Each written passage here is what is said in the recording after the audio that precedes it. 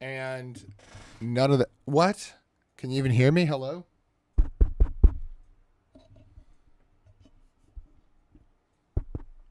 Is that working? There we go. Yeah, none of the cameras are working. I'm so sorry about that. Literally none of them are working. I meant to have all this set up. Finally got them both to work. Yay. Why is it like going in and out?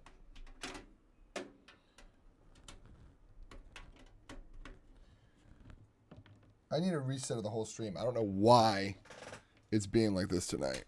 My microphone is just going absolutely crazy.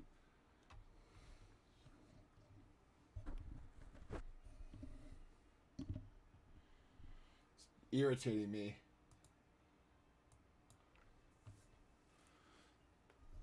It's like, can you hear me? There we go. That's better, right? And I even changed the stream title.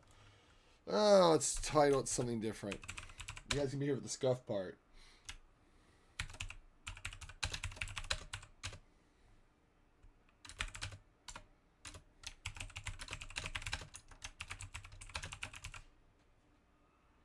We're going to try that.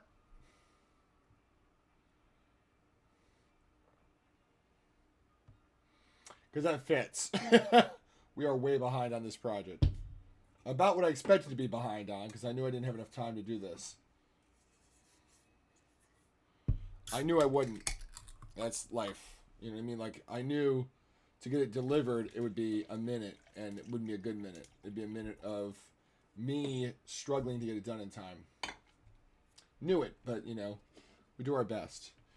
We need to turn face cam, deactivate, and activate it. Oh, wait, that's already active. I don't know why it was active. Not me not knowing. Then what was the other cord for then? Oh, the Cintiq. Yeah, the Cintiq wire. I forgot about that.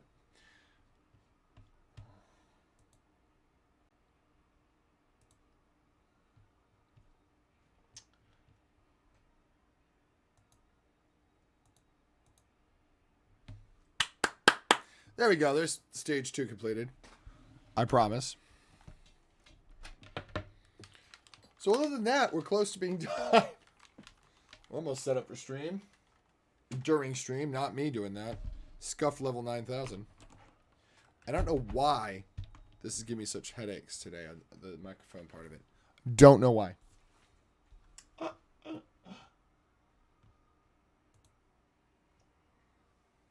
Don't know why. It just is. So this is where we are, guys. Pretty far along, but not as far as I'd hoped. So the next goal tonight is going to be to get this done.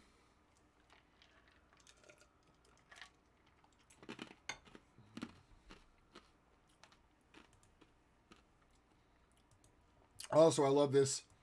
Hey, would you recommend Photoshop to a friend? And I can't get into Photoshop because it hit it.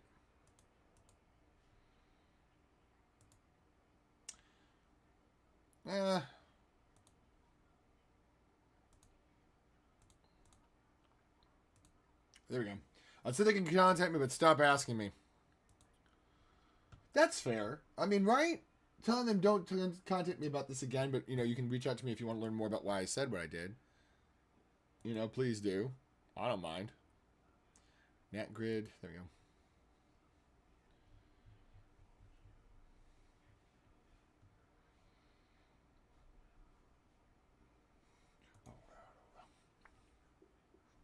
So, markers are handy, but they're not immediately close. Now they're close.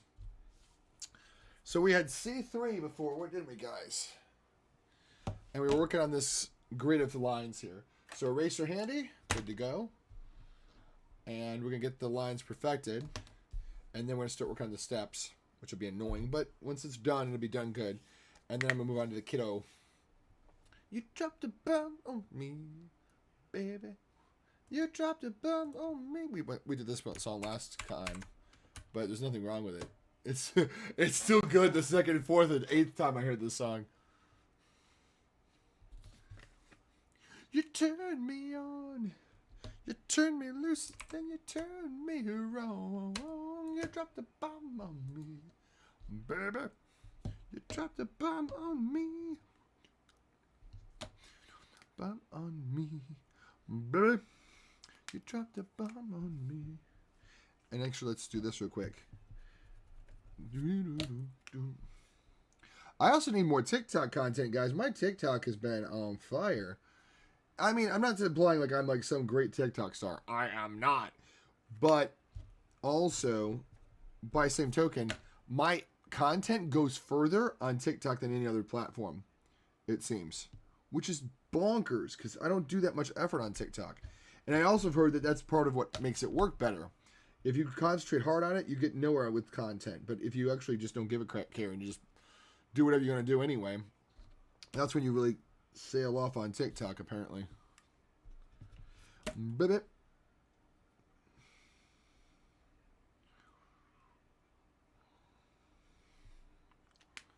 Boom, boom, boom, boom, boom, boom, boom.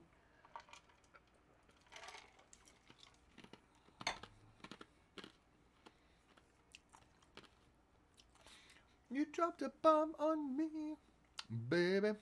You dropped a bomb on me. You dropped a bomb on me, baby. You dropped a bomb on me. Okay, so it's this one here. That's the wavelength line, so this goes in the middle. This one goes like right here. A squiggly line there, just below it. There's 3 lines there. Actually, it's 4. 1, 2, 3. Yep.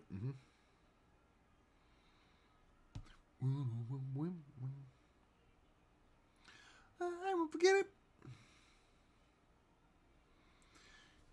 Baby, you dropped a bomb on me.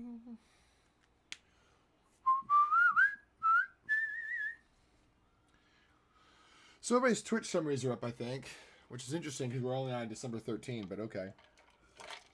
Not hating because they're pretty cool. And actually, I got this really weird posting that said, you're the top 1% of art streamers. And I'm like, top how?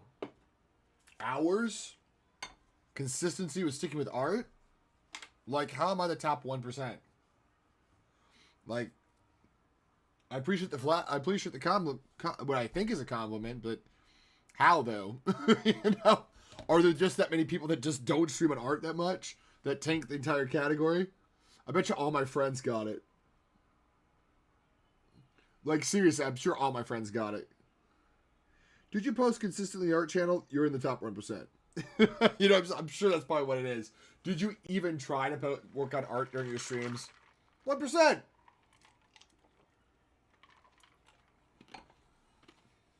To be fair, this is the year that a lot of folks went back to their day jobs.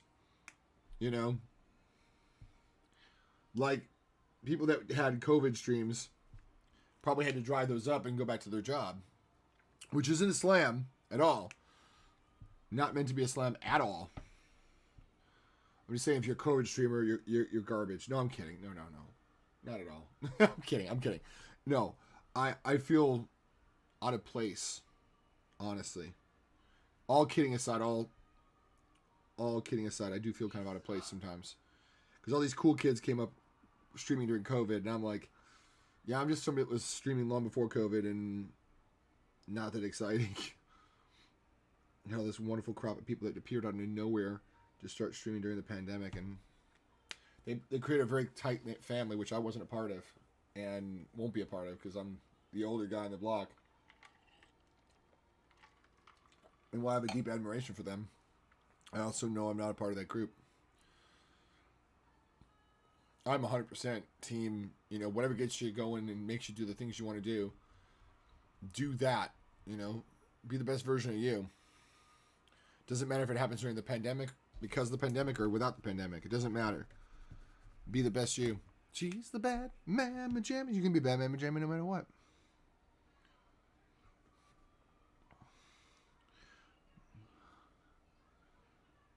But I will admit, I did have a little bit of FOMO in that sense that I was like, all these kids like, oh, you're a pandemic streamer too, me too. And I'm like, yeah, I'm just that guy that was doing it long before. You know? Sometimes it's nice to be part of a brotherhood.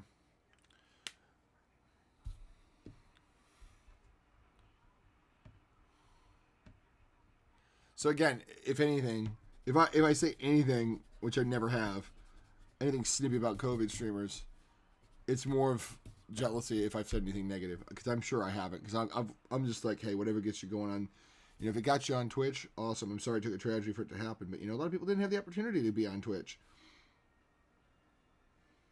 And just having tons of hours of boredom to be like, what am I going to do with this time? And I feel sad, and I want to be with other people so it can, you know, help me understand these feelings in this difficult time, you know? All of that's fair. And such lovely hair, apparently.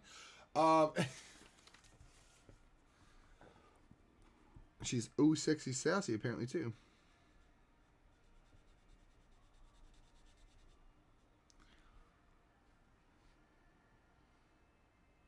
I'm just picturing this survey of men. What curves do you like? Well, I particularly like the curve behind her kneecap. That's my favorite one. Oh, she's got that one. I don't know. This isn't like KFC. You don't just get to pick it out what you want off the menu.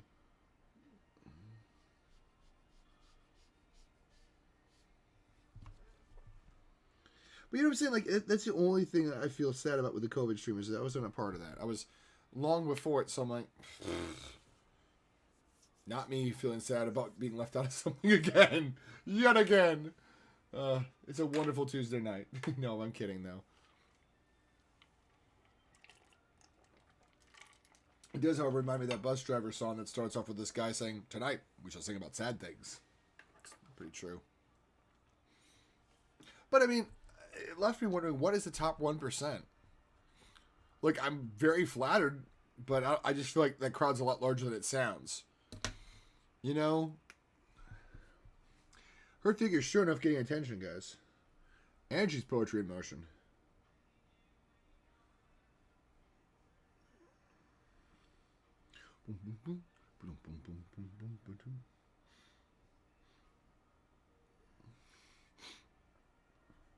She's a star.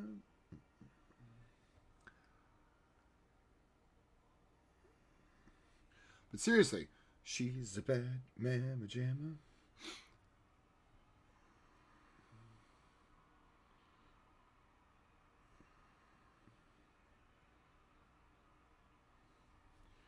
Okay, so let's count on this. 1, 2, 3, 4. Okay, let's get 1, 2, 3. 1, 2, 3, 4, 5. So 5 above the double line. 1, 2, 3, 4, 5, 6, 7.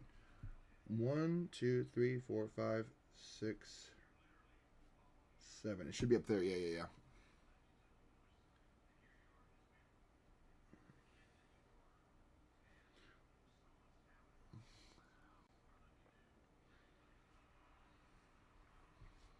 The kind you don't take home to mother. Let your spirits down.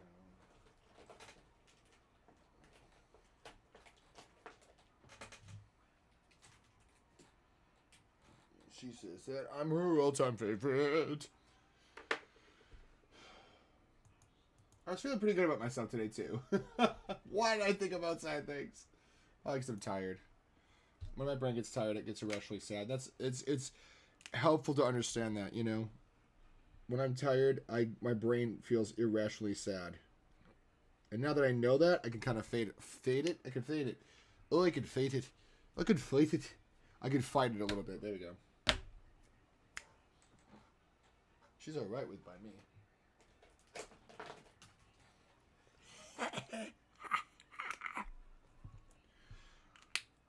And she's a super freak. Super freak. She's super freaky. Yow. Super freak. Also, it's with those tempo blocks that. No, it's a jawbone. So it's a jawbone that does that little rattle sound. There's like teeth in there, I think. And you. Chinatown. Ooh la la. It's got incense, wine, and candles. It's such a freaky scene.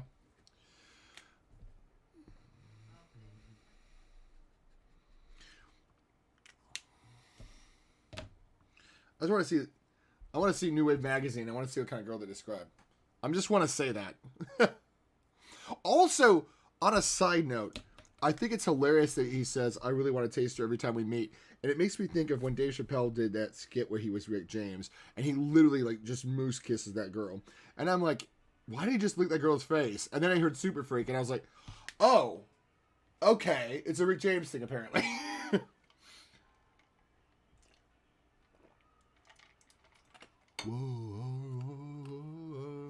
I'm also curious if that's actually really the Temptations.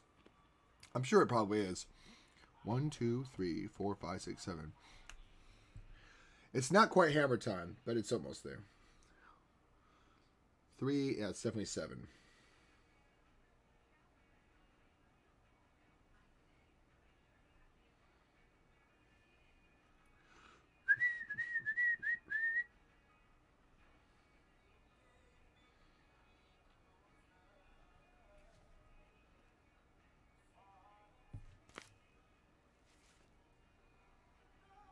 Remember, guys, this is the extended version, so be ready for the extra jams.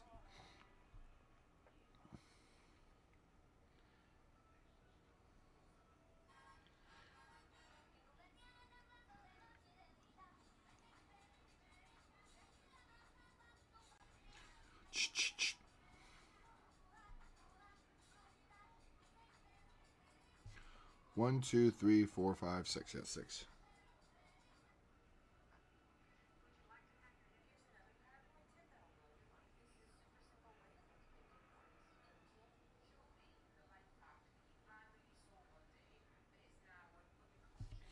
I lost my direction at this point.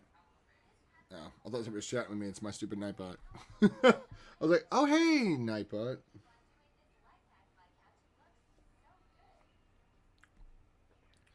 Hope you're enjoying the stream, Nightbot.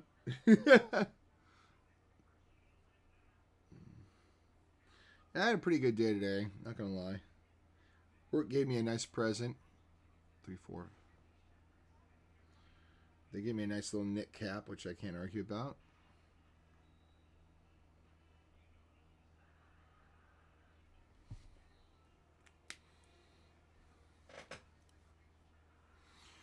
It's 5 above the line.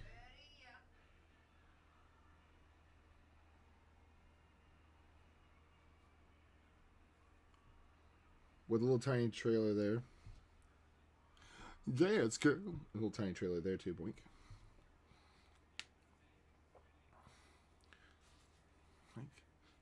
The super freaking. Okay, how many lines between there and there? I think it's...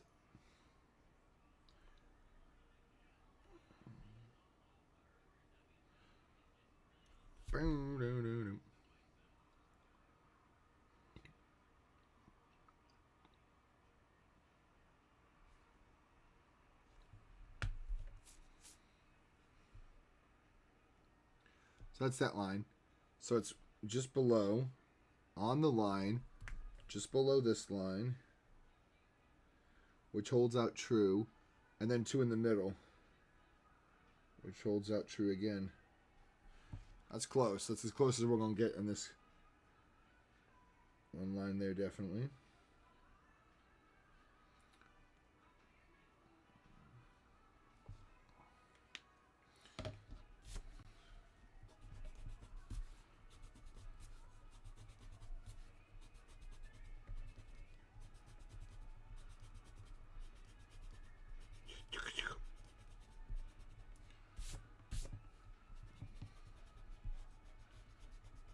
She's a very kinky girl.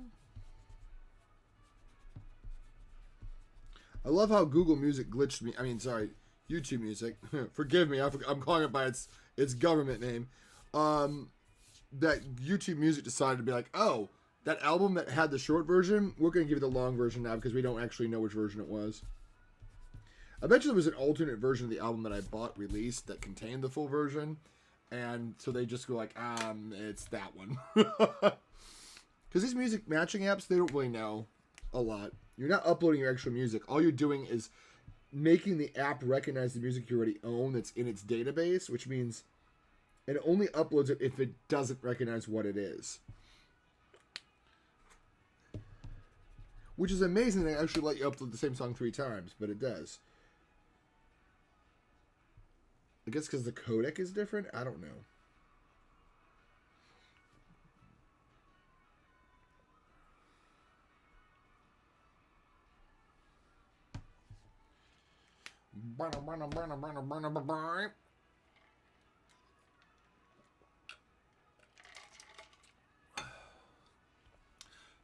So I'm going to turn off this grid.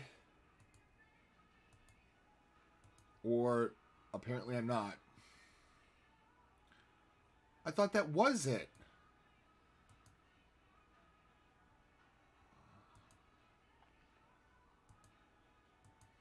So it is that. It just was being stupid. Okay. I don't know. I'm being salted tonight. I don't know why. I'm a little cranky. Couldn't tell you why. Wish I could tell you why.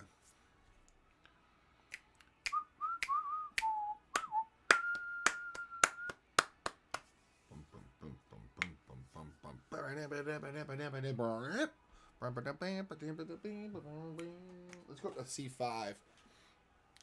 It's actually made much darker than that, but we're going to go up to C5 real quick.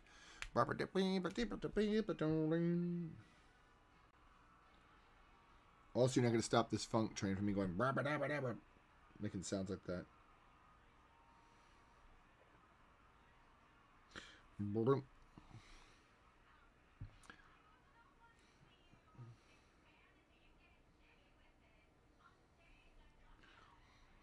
Everyone's a winner, baby. That's for true. Such a thrill.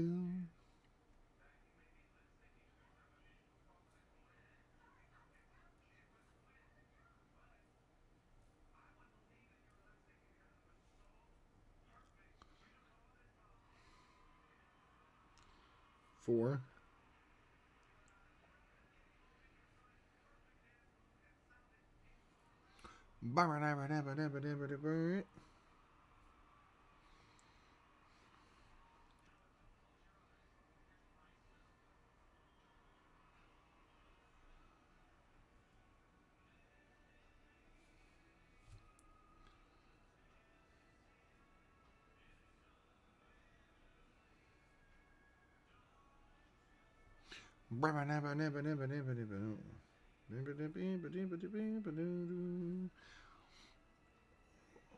Four. Pie-shaped wedge. Matt's losing it. What's up? I meant to text you today, and I completely went. My brain went pudding. Silence! I kill you. So apparently we have Arlene, the undead terrorist. I mean, the dead terrorist behind us. She's so cute.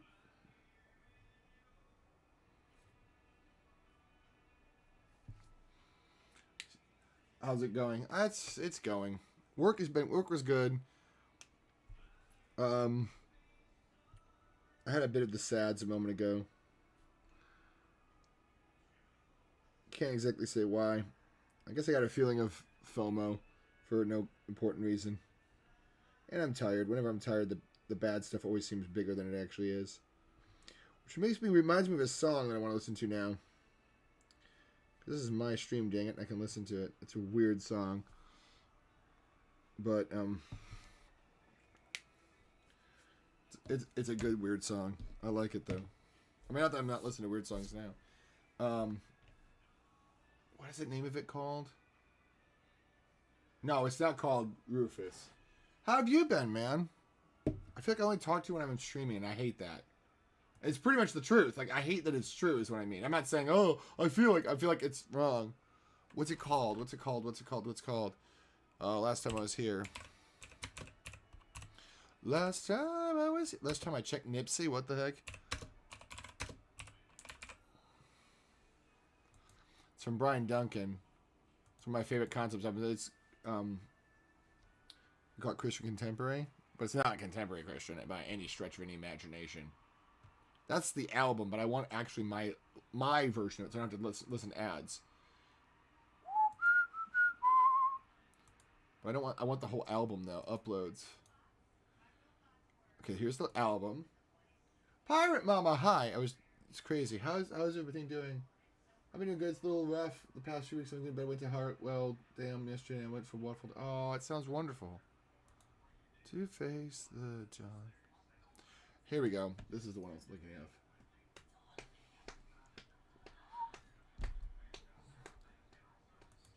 I can't remember all the words.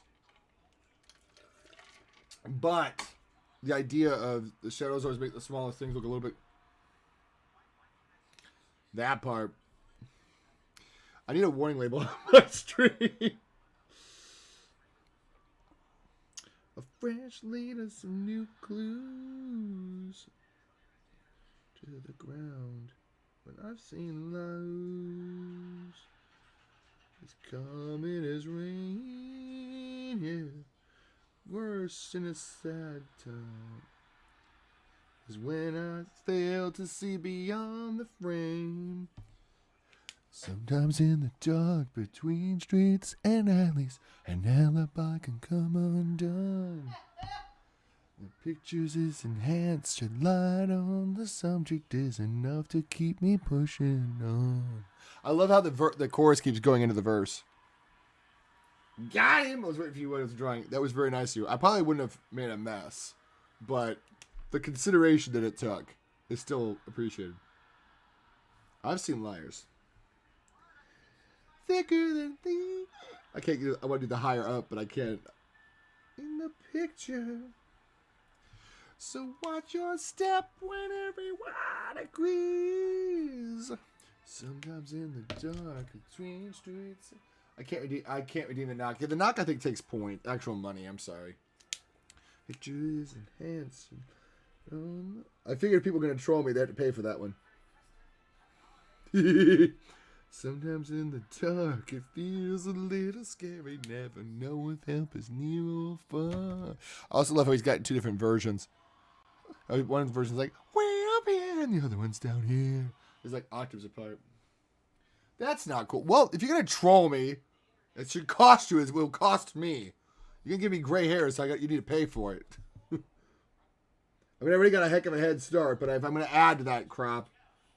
I'm stumbling around.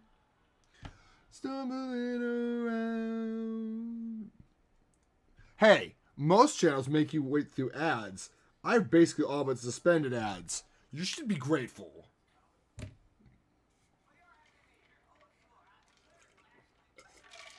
Two words for you. T-Mobile, sis. T-Mobile. Dude, have you all watched Bullet Train? No, I saw it was on Netflix, though. I still haven't seen Black Adam yet. I don't know why I said Black Adam. The way it made me think of, don't need to go all Black Falcon on us. Whoa, whoa, whoa, whoa. What do you mean? Like that? Why are you saying black like that? I know, I figured that. I was hoping for that.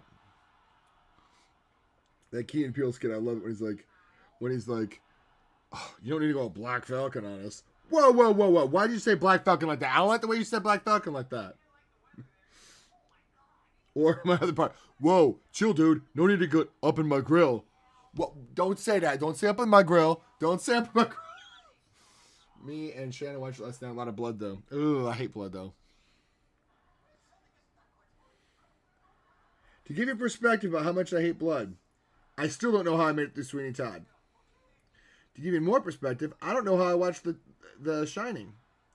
With the elevator sequence, don't know how I get through that. I think it's because at this point, I'm so used to it, I'm desensitized to it. But your boy here can't stand blood. Even in its artificial form. I know it's fake. I know it's supposed to be fake. I'm like, bleh. I know it's corn syrup. I know it's glycerin. I know it's red food dye. I know what it is. The rational doesn't help. Nos! My gosh! Why is everybody having a bad day? And then all of a sudden, everybody I needed to come see me came see me. She's surprised I had to show up. In blood? I hope not. I don't want this song, but I do want... What's the one that's in Two Keys at Once? Not Two Keys at Once. It has a really awesome chord in it. It's so good, this one. I'm awake tonight. Normally I'm asleep. Oh, bless. You've been missed. Miss Janos, how are you? I don't know if you know this. I started a new job. My new job I'm actually good at. Who knew? Like, I tell people they owe on car loans and make them pay me. And I'm actually good at it.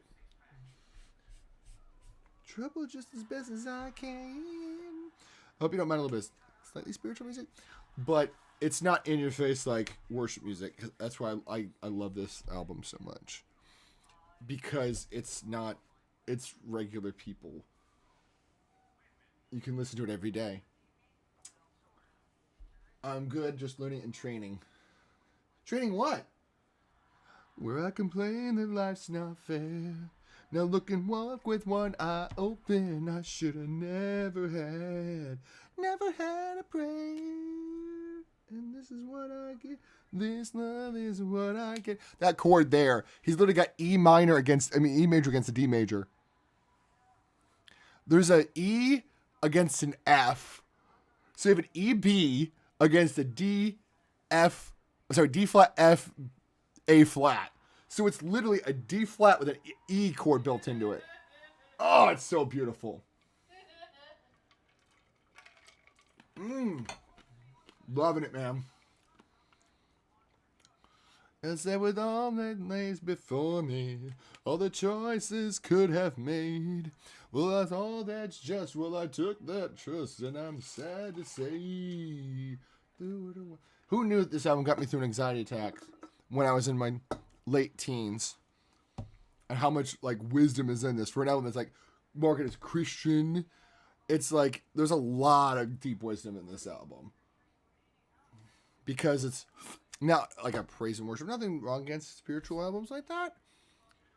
But there's something about this album that after 20 years I can still go back to it and I'm still like,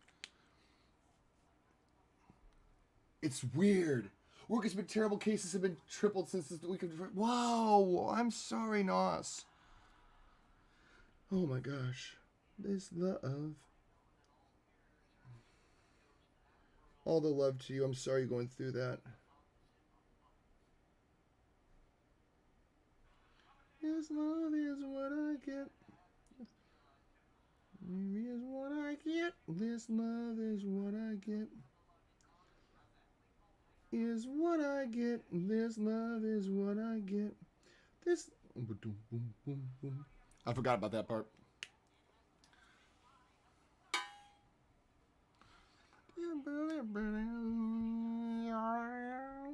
This love is what I get. This album helped me through so much anxiety in my my 18s.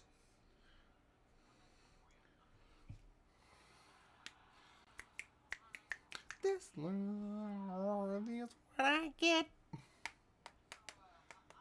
Getting a call. Uh-oh. Any reason for the uptick in cases there, Nos? This love is what I get. Ah, so good.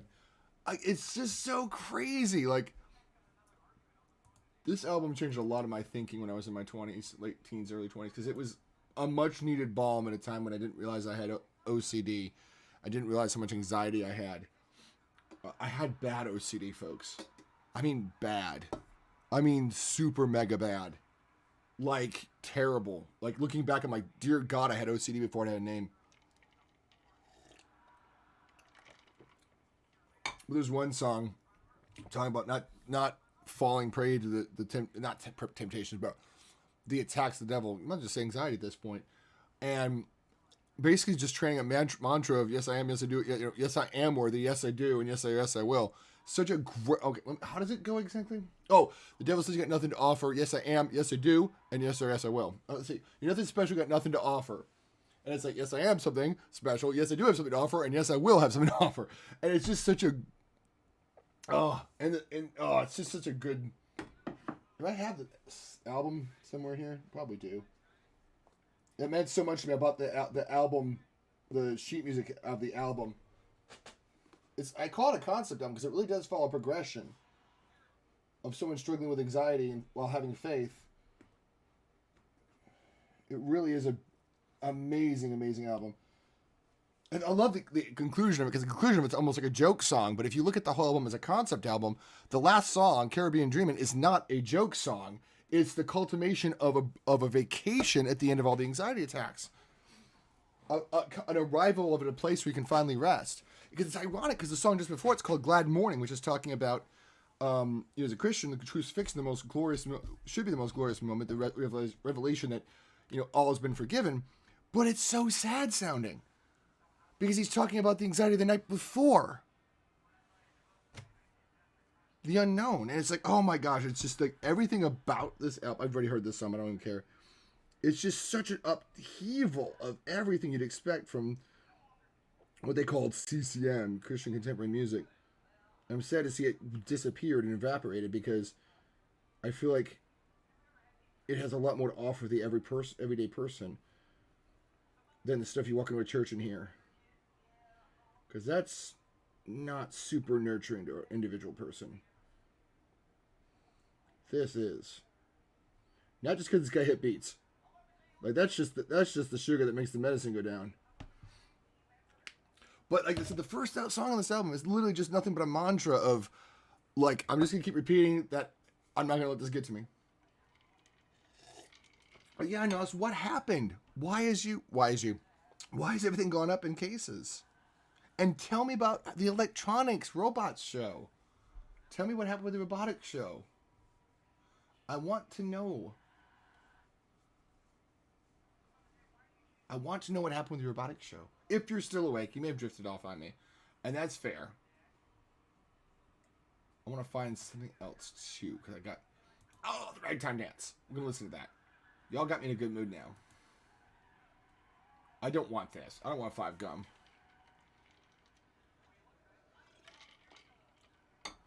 I'm going to write a song about gum. And it's going to be amazing. It's going to be about shit and gum.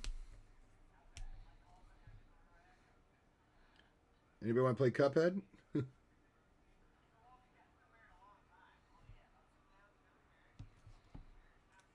literally... This is the Ragtime Dance. Incidentally, it's the least rag-like composition in his entire book.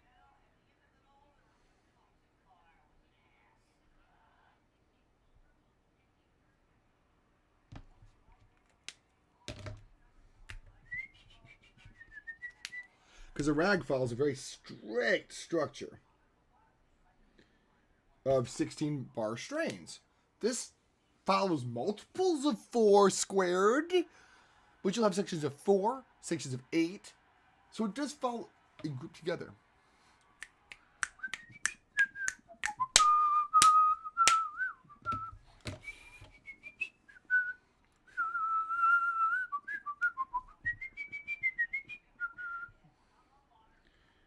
And like I said, if you guys want to know where Cuphead gets its inspirational music from, you'll look no further than Scott Joplin.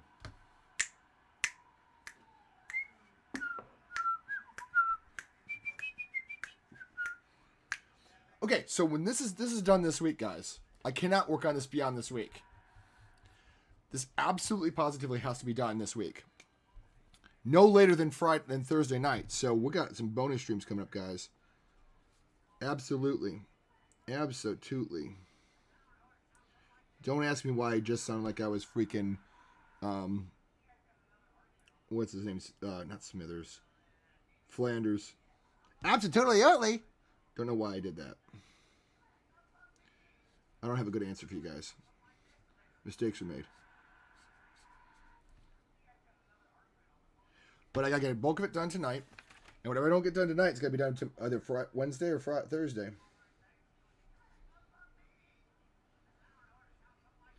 So if you like watching me stream, and apparently I'm at the top 1% of Twitch streamers when it comes to art. Don't ask me how I got that. Also, I love how this version of the orchestra version doesn't have this part come in with bombast. It's just like, nah, it's a thing, it happens. There's normally people that perform this have this orchestrate this with so much bombast in it. But there's the bombast version.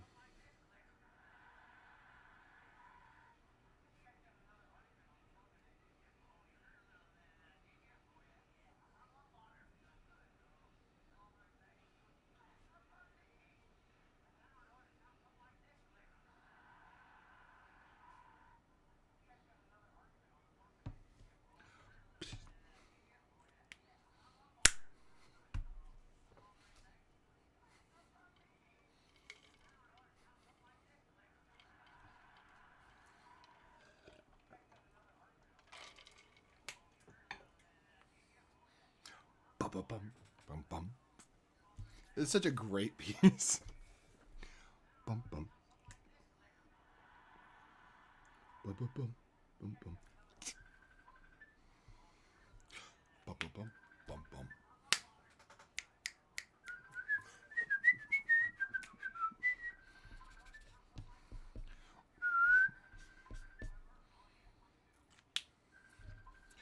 Bum, bum, bum, bum, bum.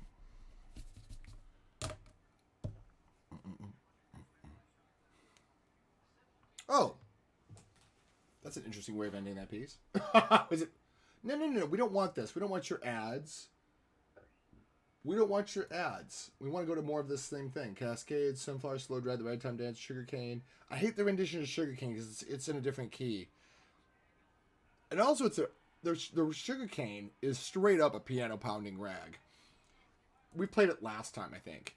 And we also... Oh, I wanted to look for the... Okay, no. We're doing the magnetic rag. That was a huge one I listened to last time. Is it this version of it? It's this one. It's so good.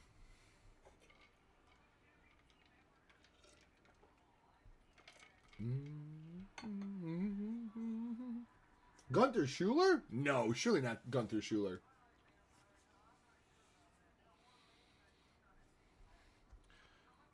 I also love how it's just like this. The beautiful thing about the magnetic rag is how it just ends. The strain of it, the main strain of it, just ends with them just going, just this non-stop cascade of notes, which is weird because most rags have this syncopation thing, and it's like, no, we're just gonna end with just endlessly repeating this little refrain. It's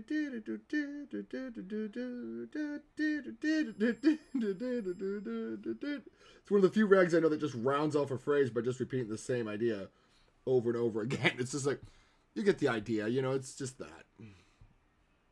And probably one of the few rags I know of as well that goes to this weird sort of realm where you have literally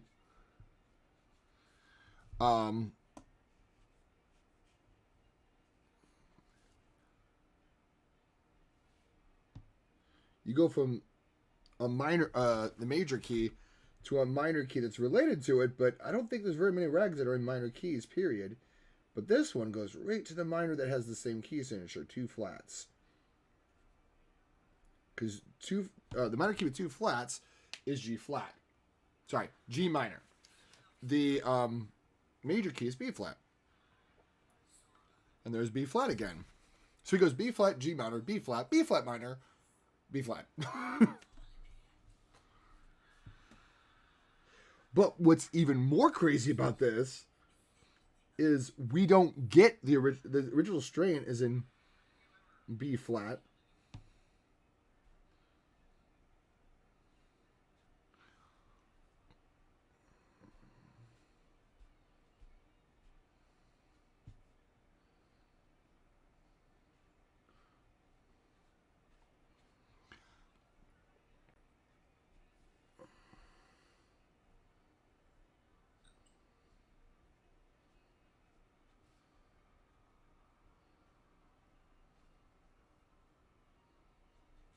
Boom, boom.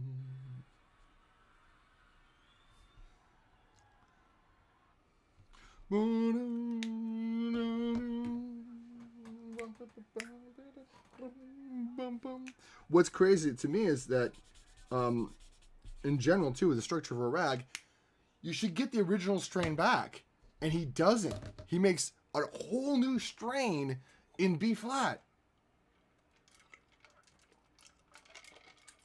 In fact, now that I think about it, this one must be maybe one of the few rags where you get new strains in the home key. Yeah, it is. I mean, Maple Leaf has a new strain in a new key, but it starts off with a subdominant, so it's hard to tell. To just straight up start a strain in a key with the home chord being the main key, and it's not the original strain you got listened to first, it's pretty unique. To me, that's just like, why? That's innovation. Because people were used to formulas. We still are used to formulas. But especially in this time and era, people were super used to formulas. So you throw them a curveball like this thing, and people are like, I don't understand it. I mean, Beethoven just wrote his symphonies longer, and people didn't understand it. Like, what is this even supposed to be? It's like, a longer symphony? It's like, it's just longer? But where's the main theme? At the start, like always? But it's so long. Yeah, that's why it's longer. But then what's this other business? The second theme? It comes like 5 minutes later. Because it's longer. Like, that's literally like the crowd's reaction to a new Beethoven piece.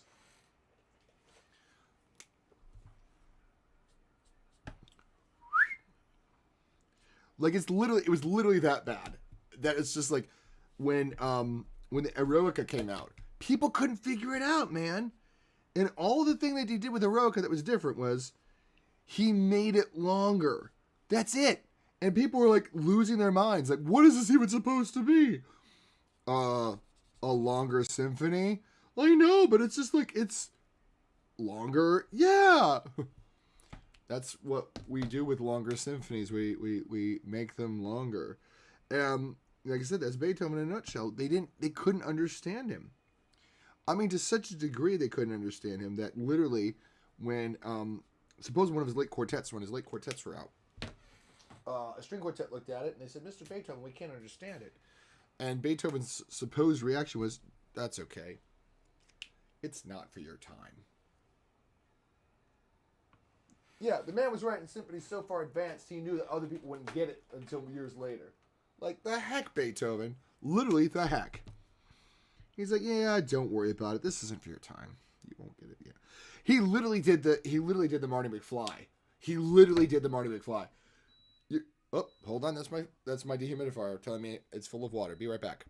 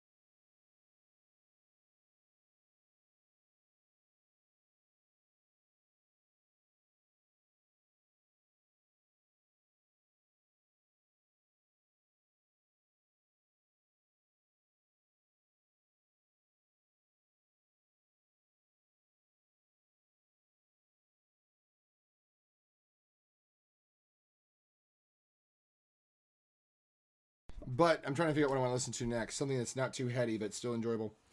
Do I want to listen to the Mozart 40? It's kind of heady. And also, this is way the wrong colors. It's yellow taupey color. See, I thought I picked that color.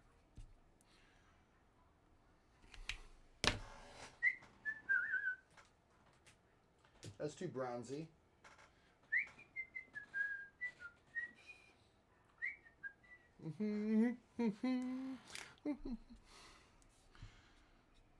That's closer.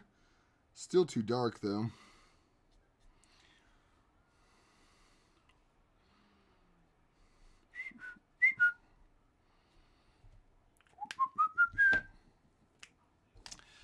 But I definitely want to listen to something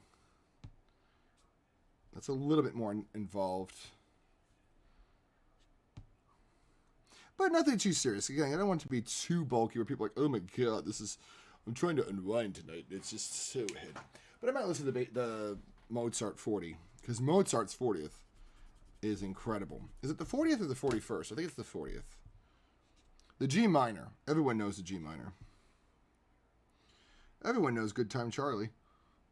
If anybody knows that old Stooges gag, come on, tell me somebody knows it. Everybody knows Good Time Charlie walks with a limp like this. And then you immediately, like, demonstrate the limp while also figuring out a way to run away. Everyone knows Good Time Charlie. Such a great gag. If you've never seen it. It's a great way to escape from the guards. Just like, Good Time Charlie. Everybody knows Good Time Charlie. You know, walks like with a limp like this. And you start demonstrating the limp and slowly limp away and turn that limp into a sprint. The B flat minor strain again. But yeah, it took a minute for a lot of people to grasp some of this stuff. And like I said, especially like I said, Beethoven literally pulled the Marty McFly saying, you know, you won't understand it, but boy, your kids are going to love it.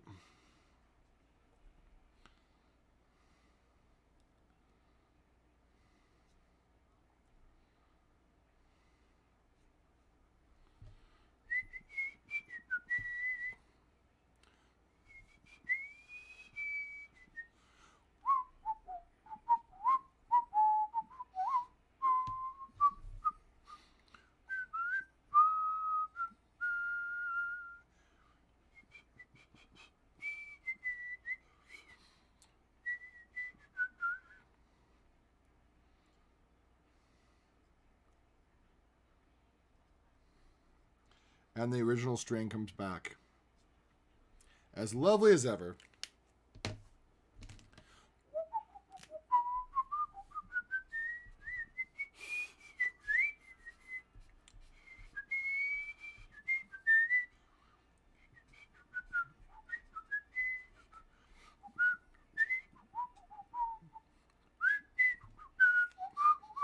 It's hard for me to think of the main melody because he basically, Gunther Schuller, when he orchestrated this, I assume he's the one that orchestrated it. I'm sure he's the villain that did this.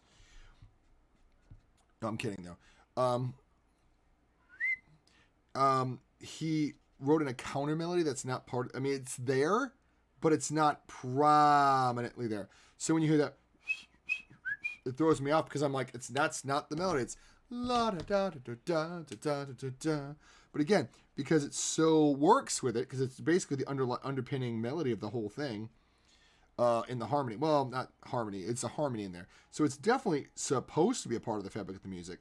But we're not used to hearing it so prominent in the forefront. So then I'm just like thrown off. I'm like, where's the main melody? Because I'm not used to it being changed with the other thing. We're going to do Mozart's 40, aren't we? We said Mozart's 40? It's a little heady. The Mozart G minor symphony. We want the whole Academy of St. Martin in the Field. See, I do that, but it's from the Amadeus soundtrack, so I really fear it's not the whole symphony. It's not. We want the whole symphony. Here's a whole album. We don't know who's conducting it. The Tafel Music Symphony Orchestra. Skip. It doesn't just have to be somebody big, but I definitely need the whole symphony. And it's only going to come from an album that's of... I don't know who Tafel Music is, and it makes me fearful. It definitely makes me fearful, because I want the real deal and the whole thing. I don't want the best of. I'm just going to put it on... Oh, here we go. The Berlin Philharmonic. Should we do this? It says 35, 36, 38.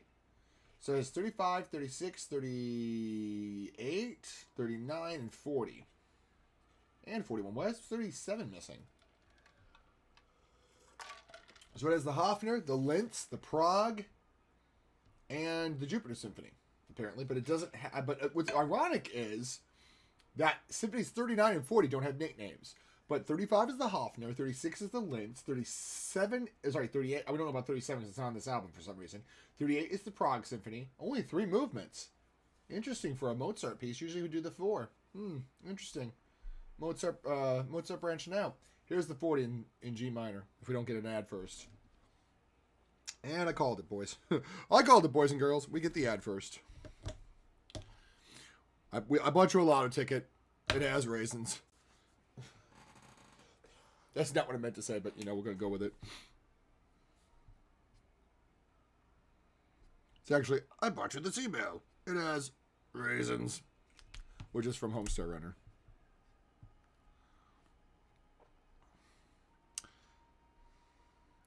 I hope the Brothers chaps appreciate the amount of promotion I do for their their webtoon channel that everyone has already heard about. Seriously. Seriously, guys. I do a lot of promotion for Homestar Runner. I should be like part of the promotionals. I feel like we don't need you for ads, Jason. Everybody already knows about Homestar Runner. And they'd be pretty much right. Although it does make me think of, like, what happens if they actually did see me talking about their stuff? Because that happened with Blizzard when what's her name? Felicia Day was making the guild. Because it's clearly obvious that the guild is based on people that play World of Warcraft. Also, too, fun fact, I can't stand Mozart. So why are we listening to him? Because this symphony is one of my favorite pieces of all time. Why can't I stand Mozart? Because it's so formulaic. And that's exactly why I love this symphony. He breaks his formulas. And even when he does something characteristically Mozart, it's a perfect foil for the stuff he's doing elsewhere.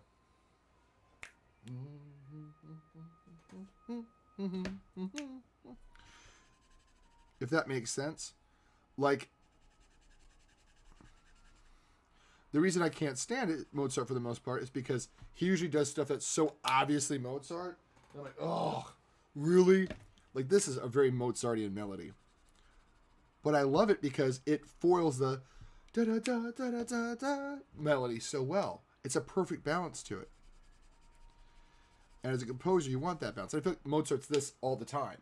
But with this symphony, because he wrote such a sad main melody, when you get to the actual other bits of it, you're like, oh, thank God, some relief.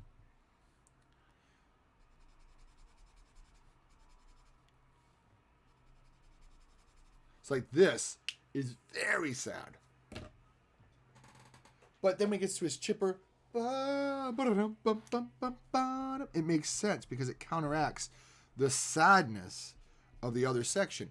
So it fits. It's again, it's what I call a foil. It counteracts it.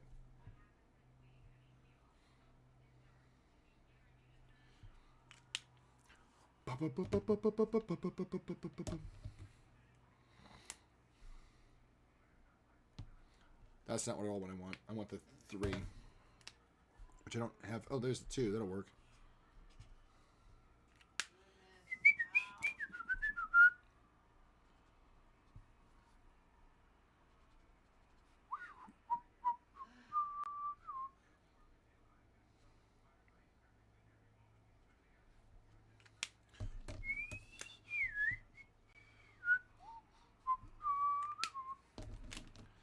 Now, for those that may not know too much about symphonies, symphonies are a beautiful thing. Usually, not always, but in this case, I think it's probably true. The idea is to present 2 contrasting ideas, which we've heard. This is the one that goes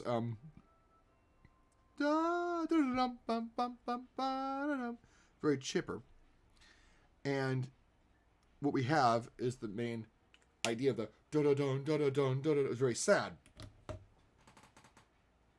But see, here he's presenting it a little bit happier as kind of a recap to end out the section. This is what's called a exposition.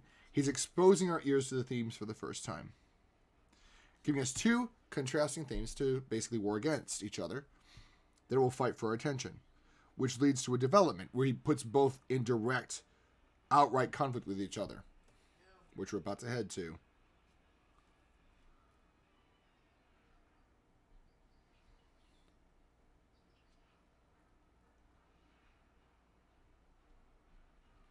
Different versions of that main theme.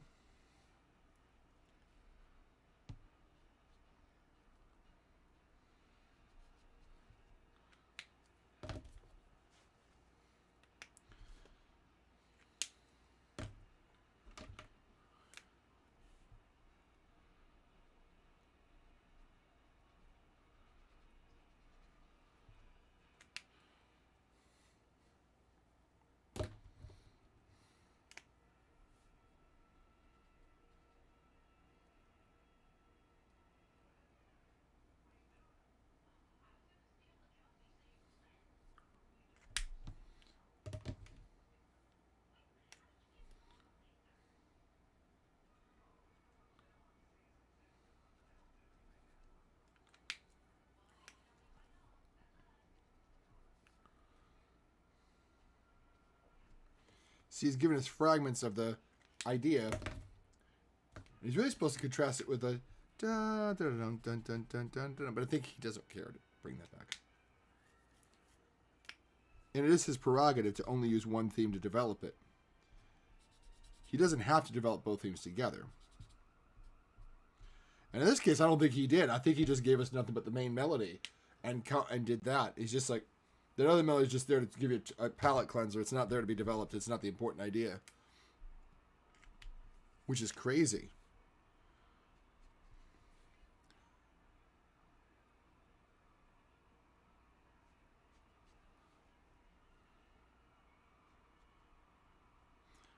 It's interesting to hear that the palate cleanser doesn't even get a full airing out again.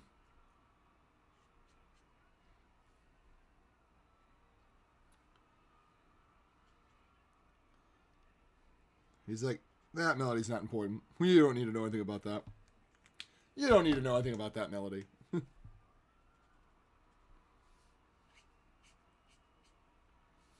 I need the W7 actually, don't I?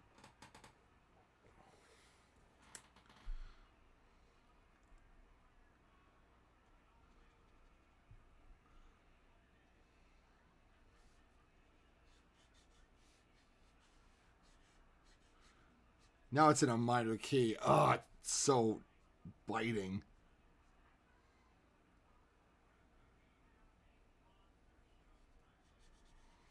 That's another thing that's characteristic of a symphony. When you bring back the main idea, the two contrasting ideas should be in separate keys. So that when you bring them back together, they should be in the same key again. It's called the recapitulation. So for the first time, both themes will be in the same key.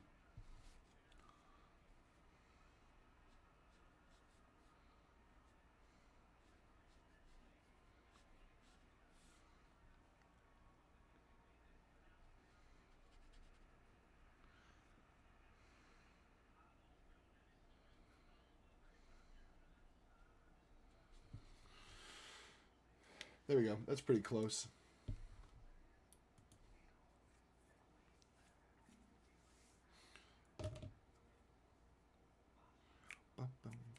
Oh, that went off into a different realm for a second. Bravo to Mozart on that. So, yeah, the basic idea is you always do it with a symphony. You do the main theme, a contrasting theme, pull them together in some sort of contrasting fight.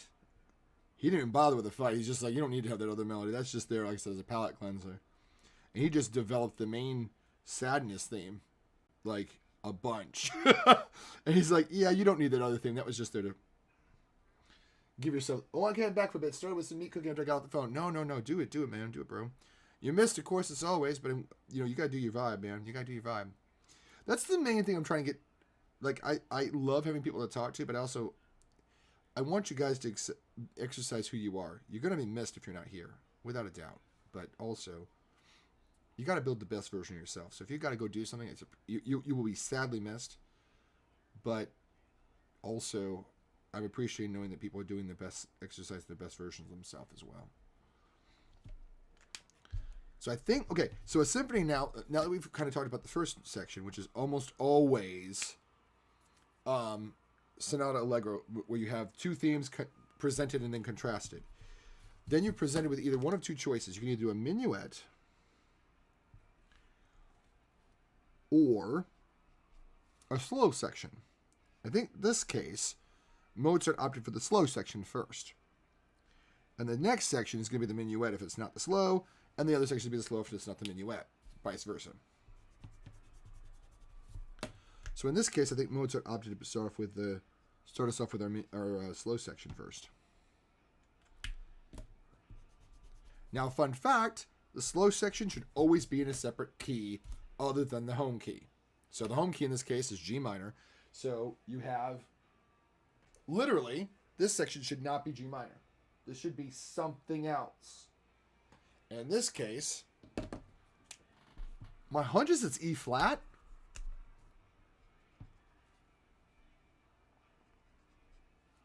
Or it could be B flat.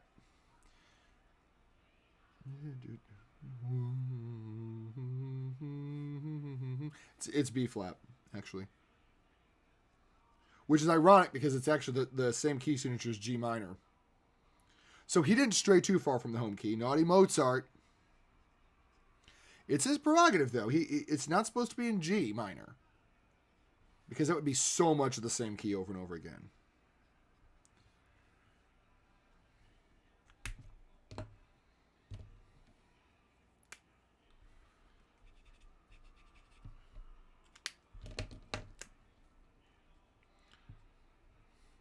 Again, he's allowed to do certain things, but too much of the same will bore your audience. Because you're like, oh, more of the same key.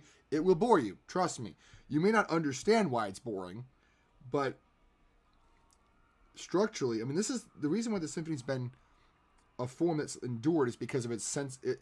It's developed over a course of a long time to include balances, checks and balances, so that there's fast and slow. There's more fast than slow because slow is boring to people. It is. We much rather listen to a fast. So, being fair, there's only one slow section and 3 fasts. And technically, the minuet doesn't have to be fast, but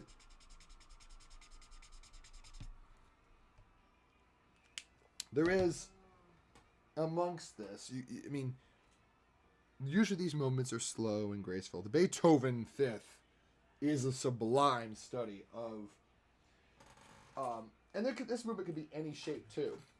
This one happens to be I don't know what form this one is. I'm thinking about the Beethoven Fifth. The Beethoven Fifth is a theme and variations. It is so good. And since our goal is to power through and get most of this done tonight, I might pull up the Beethoven Fifth, because Beethoven's Fifth is a very short piece. Guys, also too, I hope I don't bore you with my discussions of music. I know a lot of people say stuff to me when I'm done streaming. They'll say something along the lines of, I don't understand what you were saying, but it's okay that you did. And I don't want to come off as a musical snob. Full disclosure, for those that don't know, I have I have a bachelor's degree in music composition. Technically, the higher degree that I possess is in music composition. That doesn't mean you have to be a musical genius to be here. That is not what I want to express. My goal is to help folks maybe be like, oh, cool, I didn't understand everything, but I got something cool from it, and now I understand something better. There's a wonderful lecture on YouTube of this guy who's talking about, it's like, why don't we like classical music as a general public? He says it's crazy because classical music is some of the most powerful music. He's like, it's not the ultimate art form, but there are certainly moments in it. He says the problem is, it's what, babe? I'm just complaining. I'm just tired. Then go to sleep, lovey. I'm tired. Then just sleep, baby. No, Why not? I'm not tired. You're tired, but then you're not tired. Silent! I kill you! Achleen, the dead terrorist, apparently is back. Stop laughing! I kill you! Guess what she was watching when I got home? I'll give you a hint, it wasn't Bullet Train. Makes me think of one of my favorite moments in the Muppets movie. when Dr. T starts reading the script, he's like, they happen across a Presbyterian church. Fozzie Bear appearing in the church. They don't look like Presbyterians to me.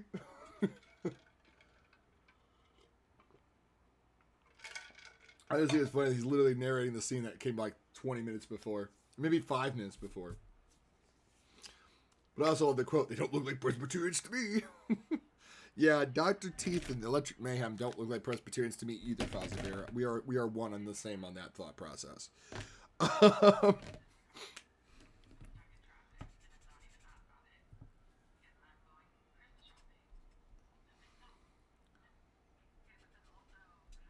But yeah, I just hope I'm not like too heady with these discussions. I do like kind of demonstrating. That's a better word. Because I'm not trying to show off. I'm trying to say like, hey, maybe if you listen to this piece, like, hey, I always liked it and I never knew why. Because I think when we find a piece of classical music we adore, if we like one piece, and I bet everybody likes one piece, they just haven't found it yet. I know this because film scores are popular. And film scores are literally just rip-offs of classical music. Like, most of the modern film score is essentially a late Romantic era idiom. Like, Star Wars, straight up, is just late Romantic period. From Mahler, Bruckner, and Rachmaninoff. And some Shostakovich thrown in for mixture. There is a Shostakovich piece from one of his symphonies that sounds like it's a Star Wars piece. Like, it sounds like a militaristic, like Star Wars, you're about to see a fight scene.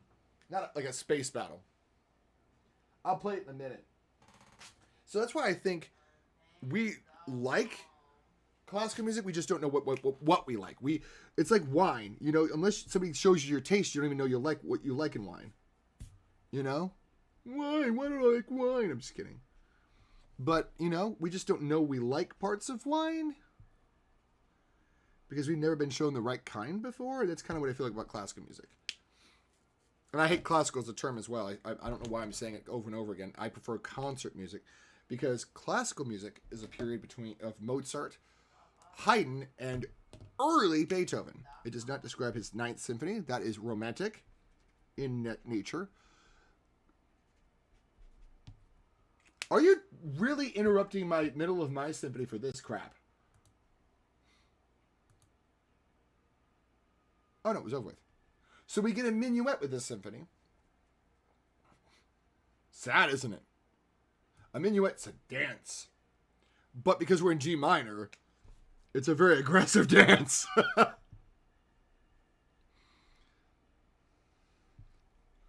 He's like, you will dance. It's like a dance scene you'd see in, like, say, Sherlock Holmes movie. You know, the one with, what's his name? You know what I'm thinking of. Game of Shadows. It's, Robert Downey Jr. What they actually did for that one is they used actually a Viennese waltz. So then Hans Zimmer messed it up in the most beautiful way imaginable. But that's kind of what we got going on here. Is that kind of same energy.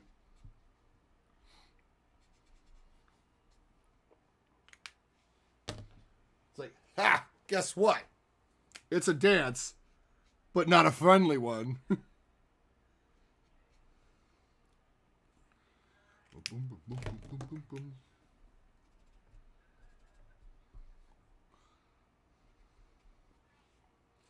Boom, boom, boom, boom, boom, boom, boom, boom, boom.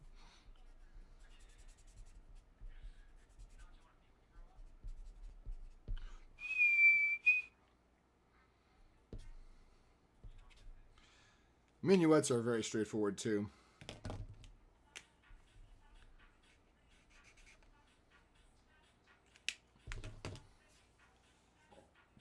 Minuets are basically ABA form.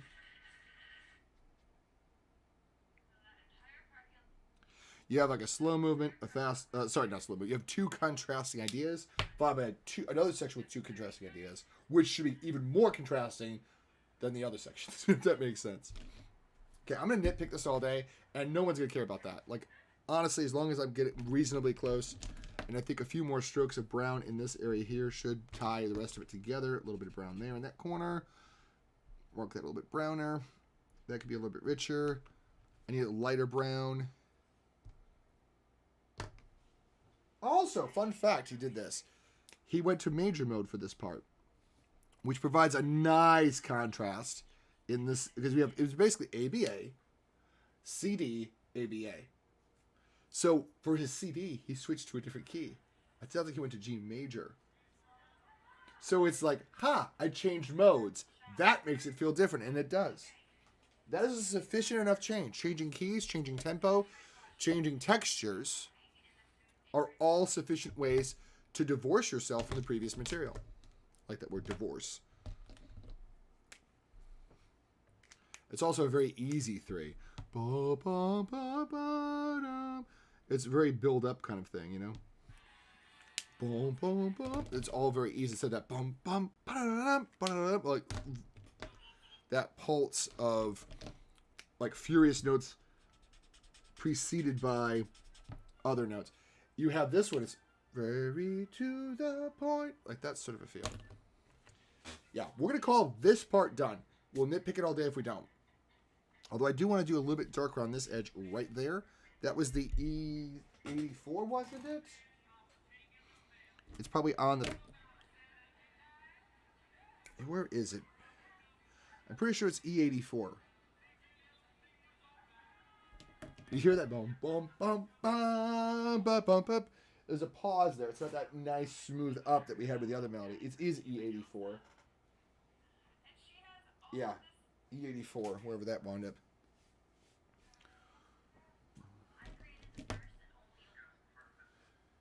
This is the B section.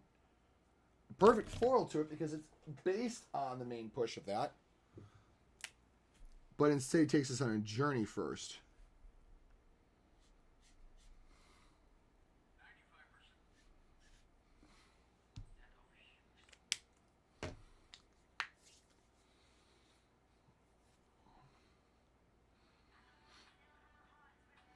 So it's a very straightforward sort of minuet. Matt says what's up, by the way. Huh? Matt says, what's up? What's up? Oh, these ads are killing me.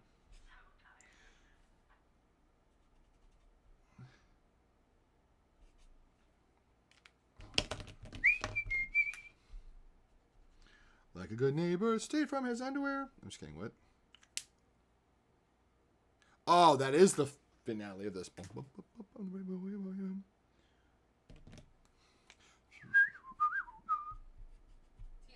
they're going to see Jeff Dunham live in February. Wow.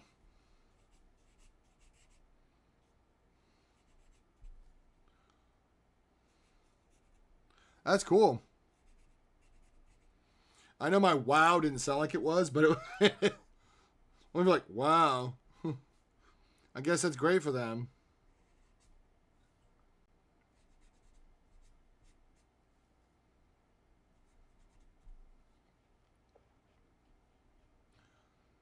I saw about as enthused as Kiriko. Wow, feels like sunshine.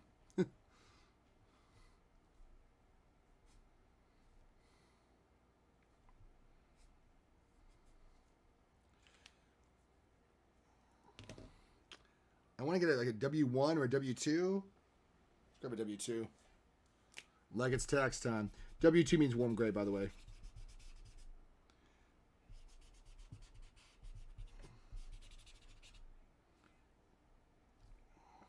I just painted my finger, apparently. Because why not? Let's just paint my thing with marker colors. You all know, if your hands aren't dirty, can you really call yourself an artist?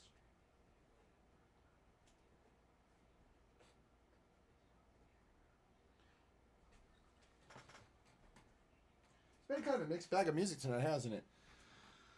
From Brian Duncan. From Brian, how does it say? From Brian Duncan to Rick James's crazy ass. Beep.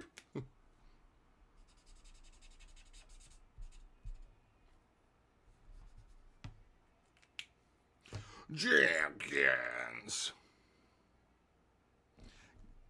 We should have a viewing party of that. It's really short.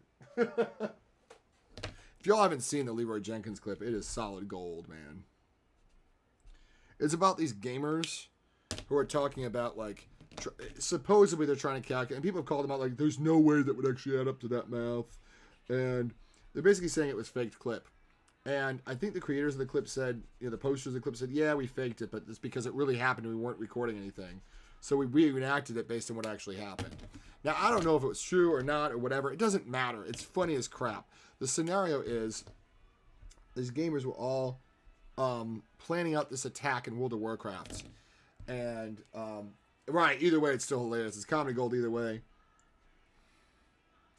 And, so they're planning out, like, the attack, like, okay, when I go in here, I'm going to use Thundering Shout. And then when you go in here, you're going to use this. And what's our figures of success? And the guy's like, oh, I get, like, 5, 6, 2, 2, 3, 5, 5, 5, 5 repeating. And people are like, you'd never get that stat with those math. But, you know, ignore that. So, like, okay, so we're all in on this, right? All in on, you know, when we give the cry, we're going to all go in and we're going to attack. All of a sudden, this random AFK guy comes back. And he goes, food's up, let's do this. Leroy on, Jenkins! It charges in without any battle plan because he wasn't listening to the battle plan. He wasn't hearing the part where they're like, we wait to all go in together, and he just charges in. And they're like, damn it, Leroy. And they're like, go, go, go, go. We got to go because he committed to the fight. We got to go, go. And they all just, and I got about 9 minutes and I have to, why? Why are you leaving? Why you leave me so much? You keep me hanging on. You leave me there, why don't you, babe? You just keep me hanging on. Ooh, ooh, ooh. Meat is calling me. That can be taken so many ways. Sick for days, so many ways. I guess that's fair. How can I compare to a stack of meat? No, I'm just kidding. That really is good. I don't blame you. For long. No, I'm kidding. Go get your meat. 2.65 pounds of juicy tender meat. And where is mine? Pray tell.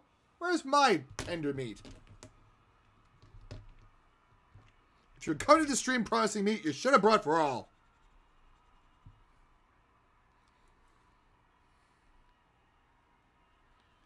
Oh, he ends on the sad note. Yipes stripes. Dude, this is all mine.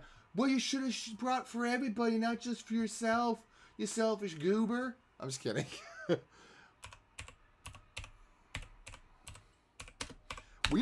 I think this is the one that's picked apart the most, but this one honestly is a genius symphony. The C minor, it really is. I'm going to start with the fourth. Listen to the fourth one. No, that takes too long to get started. I'm going to just play the slow movement though.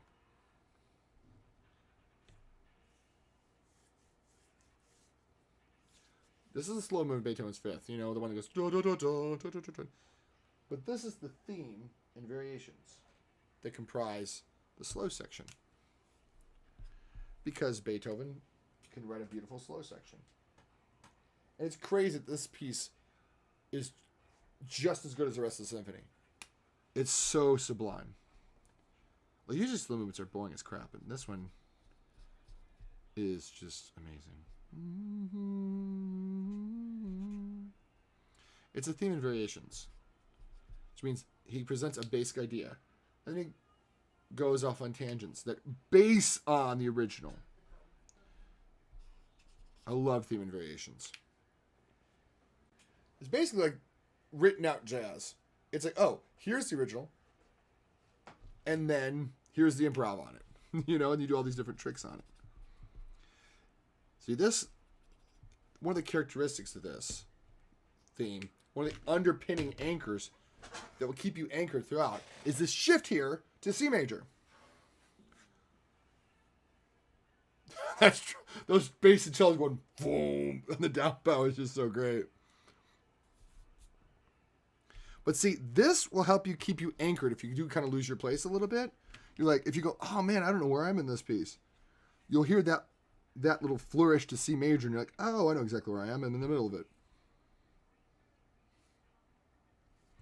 Because it really does kind of give you a nice little anchor.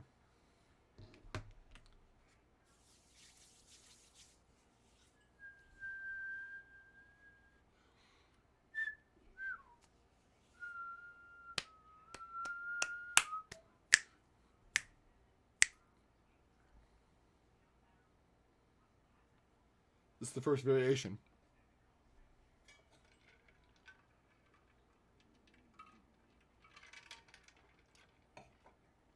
See, and he's giving us this like little serpentine melody. It's still there. But now he's adding a lot more notes to it. And it's slinking around a little bit more.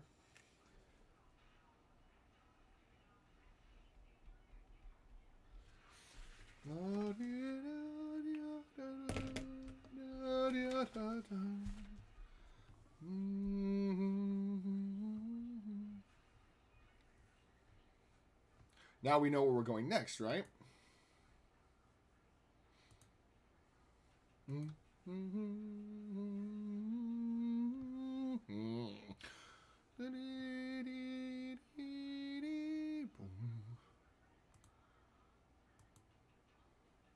Ba-ba-bum.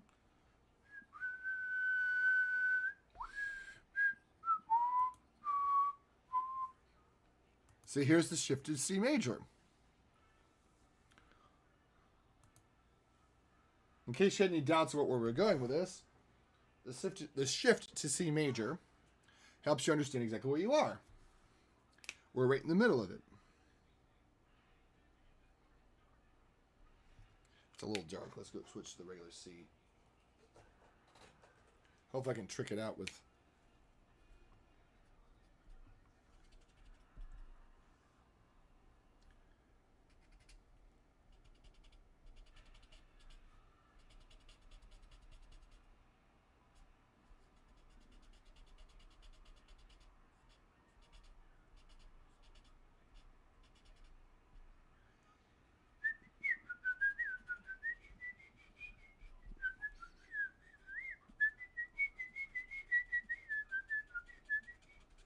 See, now he's really going double timing on that little...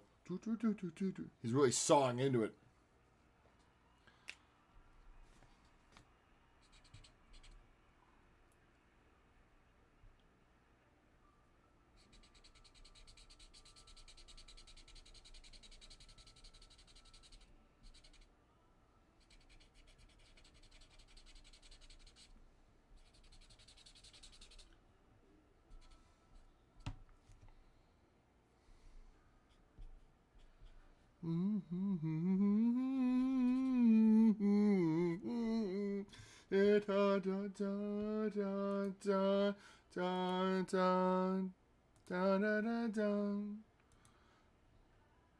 He's trying. You see, he's trying to keep you in that realm. And we're there. We're there safely. What's this?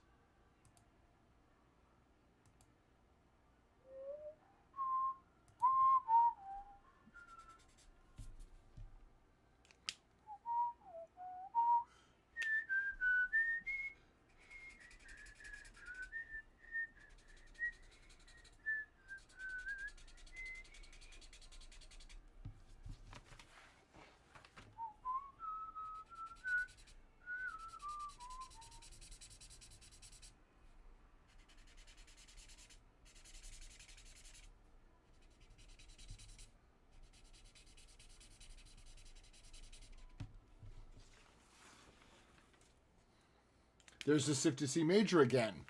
See, it's keeping you anchored. Throughout all these variations, that little shift to C major tells you we're still in the middle of this section.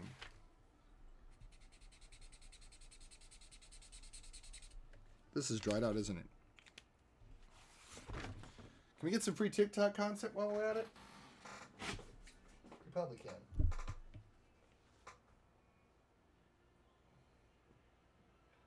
Looking for my refill. I do have one. Here we go.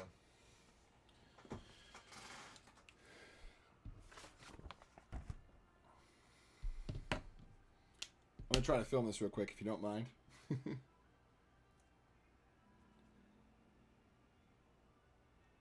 Now the shift, this variation's in C minor, which is fun. Can I balance this on something? Go enjoy your meat. That sounds really weird. That sounds extremely weird. I don't suppose my phone will fit through the handle, will it? Oh, that's just pro streaming tip right there. For those that don't know, that is a pro streamer tip.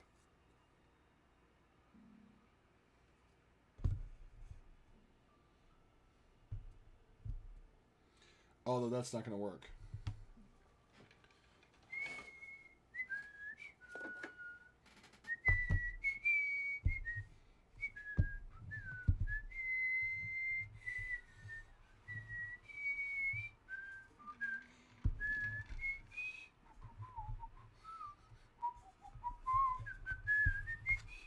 Yeah, that's going to really help, Jay.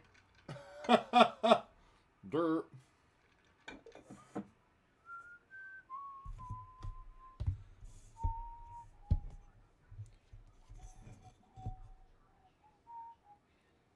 That actually might work. Actually, let's see if we can lower it down some by doing this. No, I don't want slow motion. I want video.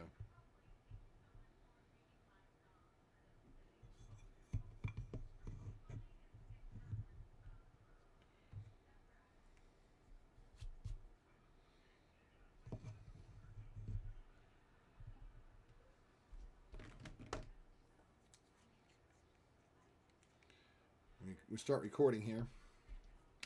So we can get some free TikTok content. Actually, let's cap this before I make a mess. Let's adjust it a little bit further down. There we go. Maybe a little bit further down. That's what we get, guys. This is what we get for trying to generate content in the middle of our stream.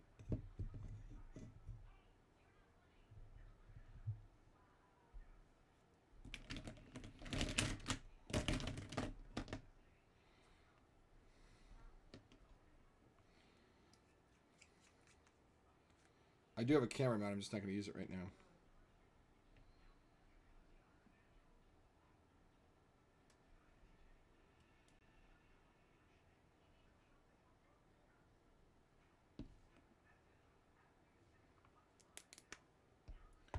Move the light back.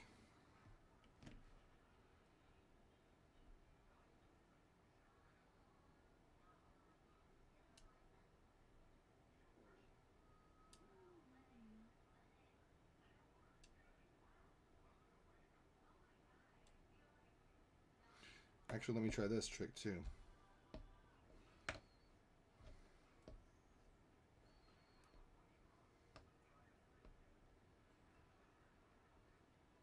Trying to get the perfect shot of all the stuff in there.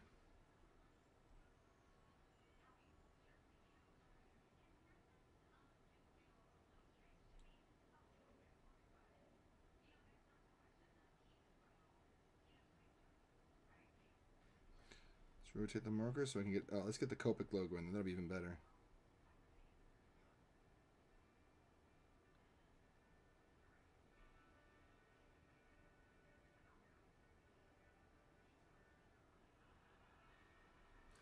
There we go. 2 minutes of video. Some of that's going to be usable. Let's go. That's going to look so good, too. If I tag Copic in it, they better share me. Because that video is amazing.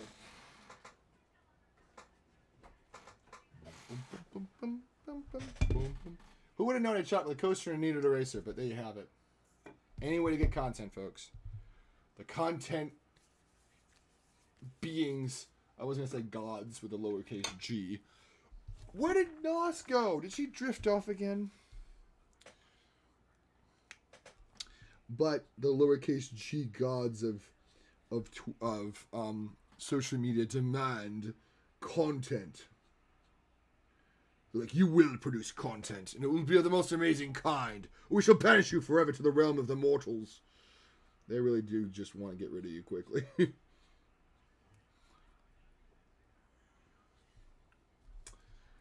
Hydrate, son. BBL.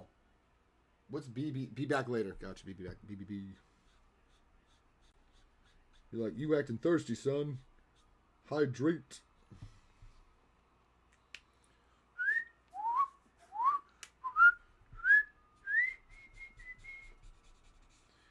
By the way, Beethoven said, screw your minuets. I'm not doing a cute little dance number. What am I going to do? The most aggressive thing you've ever heard. It's called a scherzo. It's at 3/4 time, so it seems like a dance. But it's more like a practical joke. That's right. I want my symphony to have a practical joke in it. In fact, scherzo is the Italian word for joke. Because Beethoven couldn't be bothered with light dances. He did for the first couple symphonies. And he's like, nah, we should have jokes.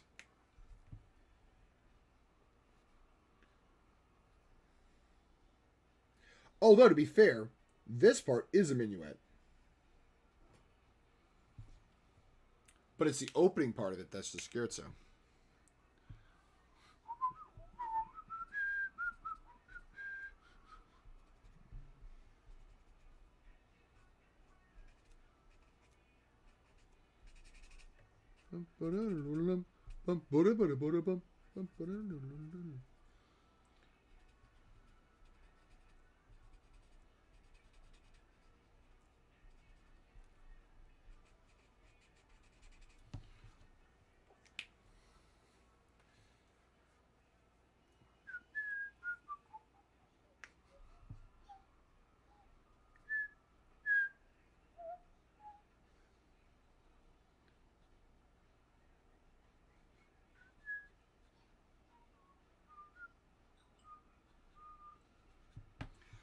If this part doesn't convince you it's a joke, my gosh.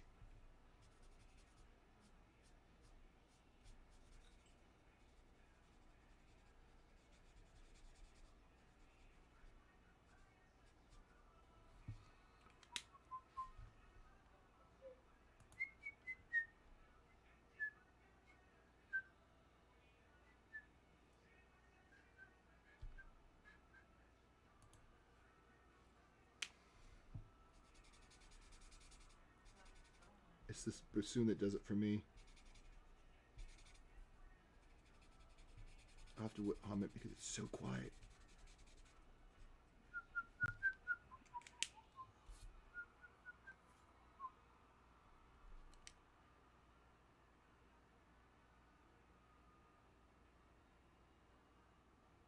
I missed it. But there's a part where it goes, the bassoon, it goes,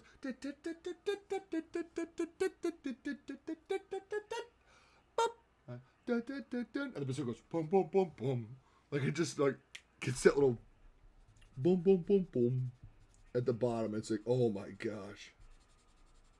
Also, one of the greatest transitions of all time. He's in C minor for the whole scherzo, as is the whole symphony. It's in C minor. We skipped the most famous part.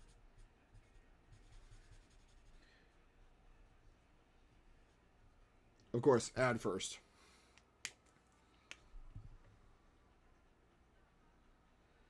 I know Beethoven would flip a wig if he found out there'd been ads in the middle of his symphony. He'd be like, an ad? Crass advertisement in the middle of my grand piece interrupts the entire flow of it. And he'd be right. I know towering genius with a grouchy disposition is kind of a meme, but in this case, it would be more than appropriate and totally fitting, because there should be no reason to have an ad in the middle of the flow for something like this. I know what they'd say. They would the soulless minions of orthodoxy would say, "Oh my God, I've changed my mind yet again." Novia.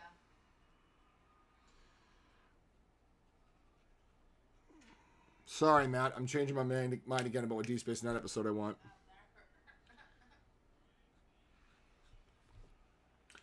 Because we gotta fight against the soulless minions of orthodoxy. We do. We must. At all turns.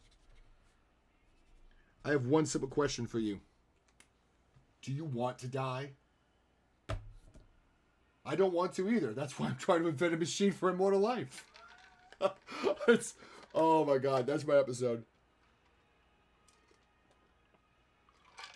I told Matt I was going to do the Begotten. I feel like Yukon Cornelius. Silver! Silver! Hermes says, I thought you wanted gold. I changed my mind! I love Yukon Cornelius. He's one step away from utter madness. And I love that for him. I thought you wanted silver. I changed my mind! Oh, Yukon Cornelius. You madman, you. You do you in your crazy prospecting ways.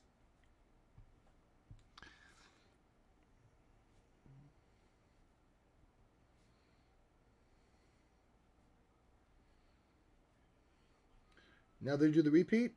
No, they didn't do the repeat. They leapt straight into the... Is this a development section? I think?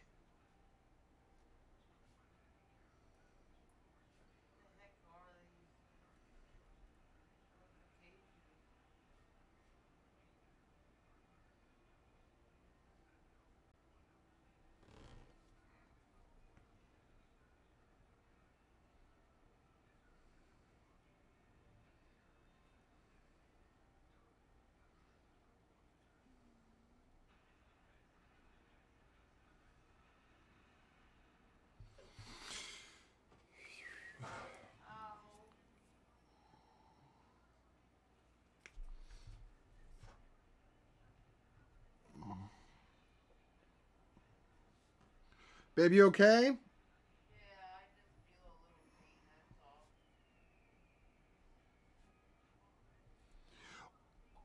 What I love about this section specifically is he's building up this big, massive recapitulation. Recapitulation is a fancy word for saying coming back. He's pretending to bring back what he seems to be building the recapitulation for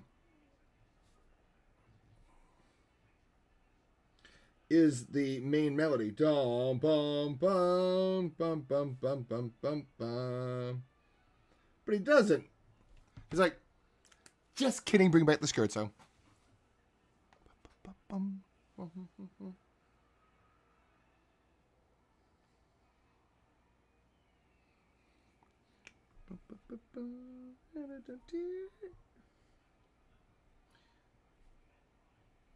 Which, incidentally, fun fact, you're not supposed to do that.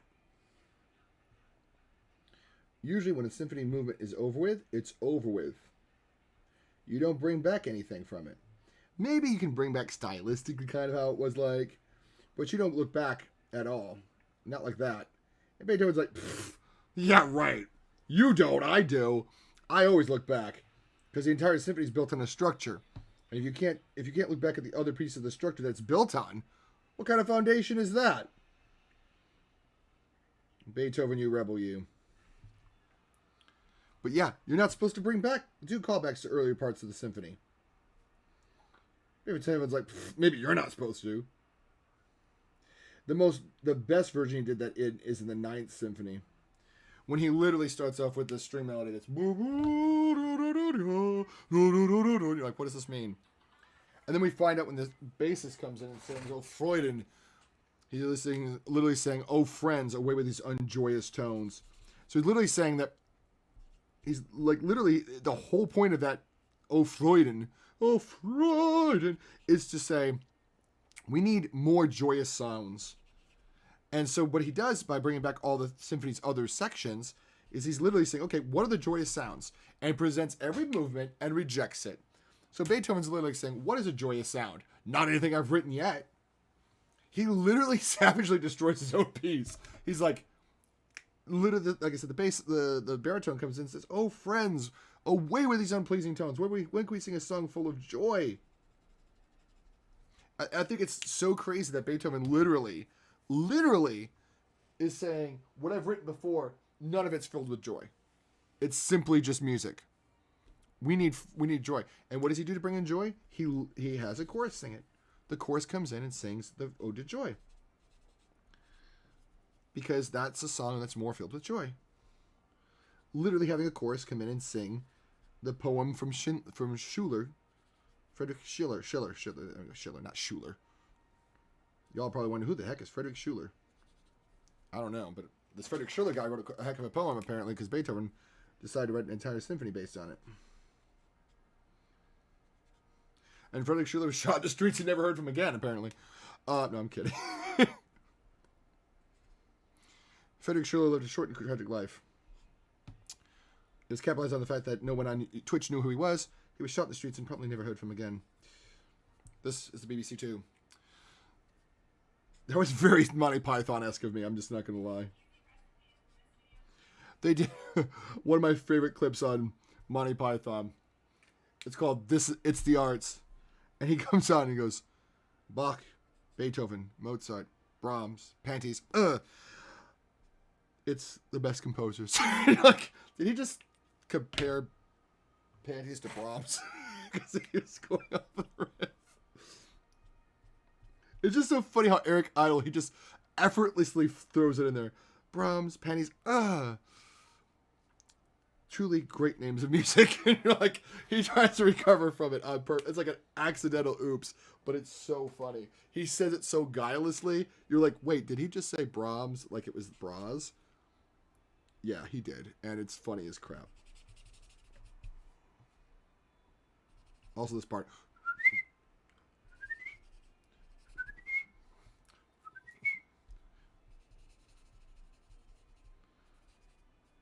This marathon run to the end.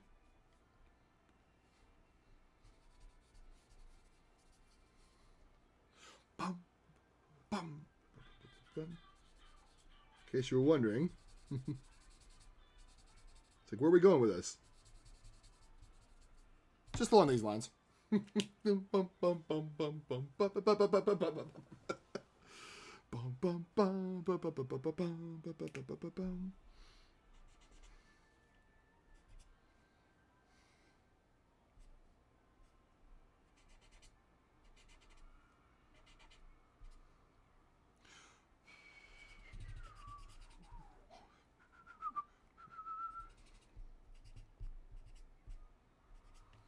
In case you're wondering, yes, Beethoven has the longest codas in the history of music. He's like, we're not done yet. We're not done. I've got like 5 minutes more music. Because typically when a piece of music, when you get to the end of it, the coda is just a short recap. Beethoven's recaps are longer than the actual recapitulations. No, not the recapitulations, the development sections. So he has developments that are sincerely longer than the actual developments, which should be the main meat of it. Beethoven's got this weird thing that he just loved writing these long outros. And I'm okay with that. Like, he just would do these bombastically long codas. Coda means tail in Italian, by the way. So a coda is literally like you're closing. It's the tail of the piece. And where the piece should have been elephantine, the development, he's like, nah, here's like a 2-minute development. And then the coda is like 5 minutes. Like, it's you have your exposition, your development, your recapitulation, your coda. It's like a whole other section of Beethoven. Literally, if you look up at the textbook, Beethoven coda, you're going to see, yeah, Beethoven had really long codas. And the thing is, they feel so natural. They don't feel overblown. Just when they start getting hammering it too much is when they wrap up. But there's just something about a Beethoven coda. He just somehow knew when to say when.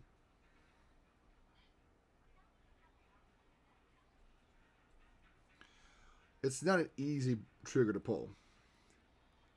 Because honestly, you want to just sit there and hammer that chord all day long. Hammer a C major chord. And he's like, yeah, you know, it's starting to get a little bit monotonous. Let's quit it here.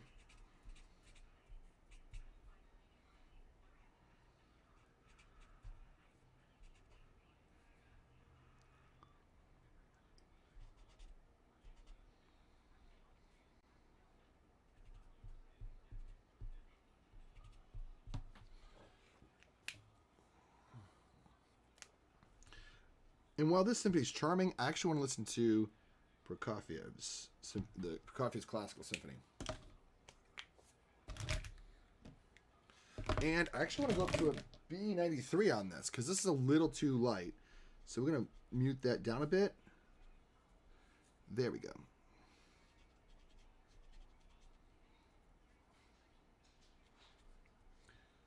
Oh, it is almost their time. Sometimes they get a little crazy when they know time's getting close. A little bit crazy. Actually, I'm going to go ahead and do this.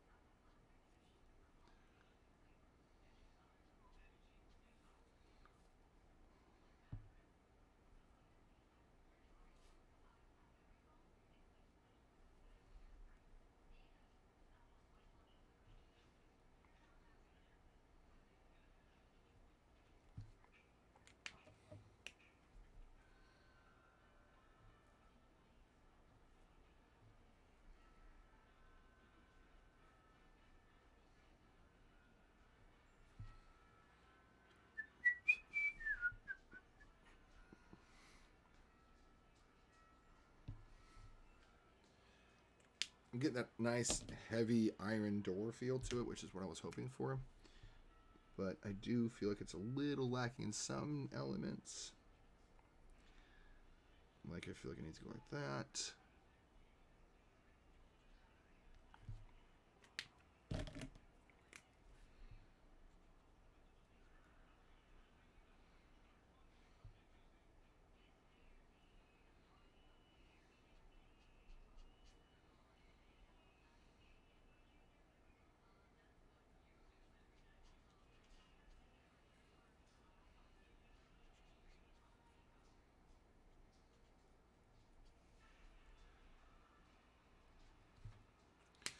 Do I have a C7? We can mark some of these up with a little bit more darker color.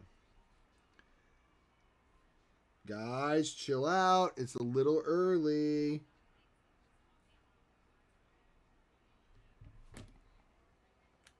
There we go. I think I'm going to leave that be except for a few strokes here and there. Because otherwise I can go mad with that. But that's kind of the basic idea of that stair step. So where do I want to go next? Do I want to do the big one down here?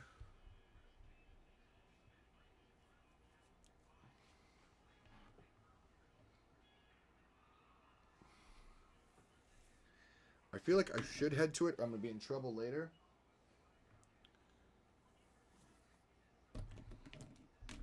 Let me turn on some of the high contrast colors so I can see what's going on here.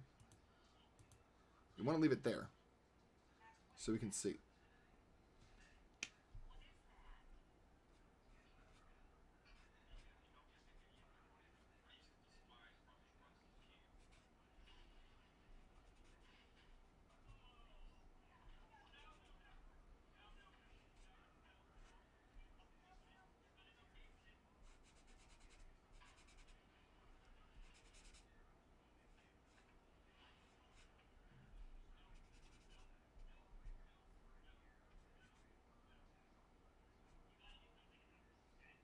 Pretty good, isn't it?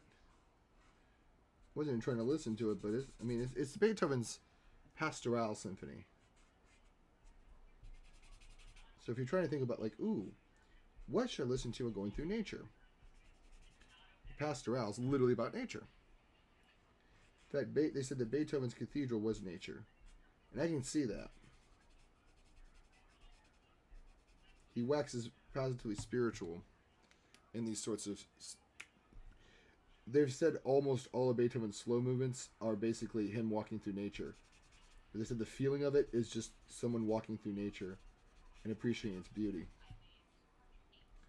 there's something so peaceful about that, you know? And actually, this is one of the few pieces that Beethoven wrote that's called, we might call a program work. A program work is one that tells a story. Now, people have attached stories to some of Beethoven's other pieces, like his Fifth Symphony. Supposedly he told his maid at the dun-dun-dun-dun, and he's like, thus fate knocks at the door. Truly a terrifying idea for a symphony of that bulk and magnitude. He's like, thus fate knocks at the door. Dun-dun-dun-dun, dun-dun-dun-dun. I mean, that does sound like fate knocking at the door. Now, is it true? Is it apocryphal? Who knows? But there is a certain truth to the way it feels, right? That it does almost feel like fate knocking at the door. And the rest of the symphony does kind of support that idea. A lot of Beethoven's symphonies do have the feeling of man overcoming. Like the eternal struggle of a person against nature. Not nature as in like fighting nature. Like, obviously Beethoven adored nature. He wrote an entire symphony about enjoying the outdoors, for gosh sakes. Of course he loved the outdoors. When I'm saying like nature, I'm talking like struggles of life. Nature. The nature of humanity, the circumstances of life. Now, are they supposedly telling a story like that? I don't know. But the point is, Beethoven. Oh, oh.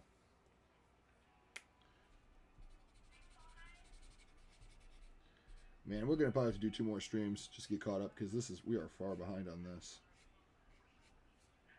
I mean, we're going to go at marathon time tonight, too, because I work from home tomorrow, so I can probably cheat a little bit of time. Ew! It's a video. I know. It's a TikTok. I know, babe. I'm just playing.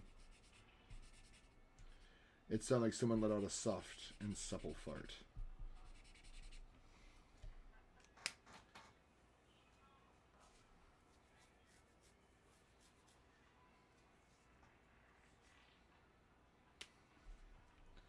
I always thought it'd be a hilarious musical direction, because some of these scores from the 20th century have the most avant-garde. Avant-garde means the new guard, which is ludicrous because there is no new guard, because the new guard was in the 1920s. So how could a piece be the new guard when the new guard was, 100 years ago?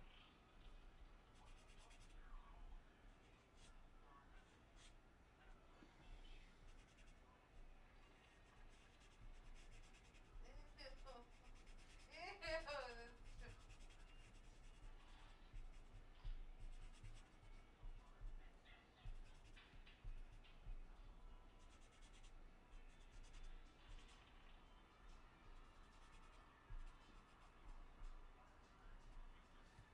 Seems a little niche, don't you think? I don't think it'll have the same smash success that Disney Plus had. Just not to disappoint them. Prokofiev. We're going to park on this for a minute. I'm going to take a quick break. I shall be right back. Because the dogs are going crazy. So, I'll be right back.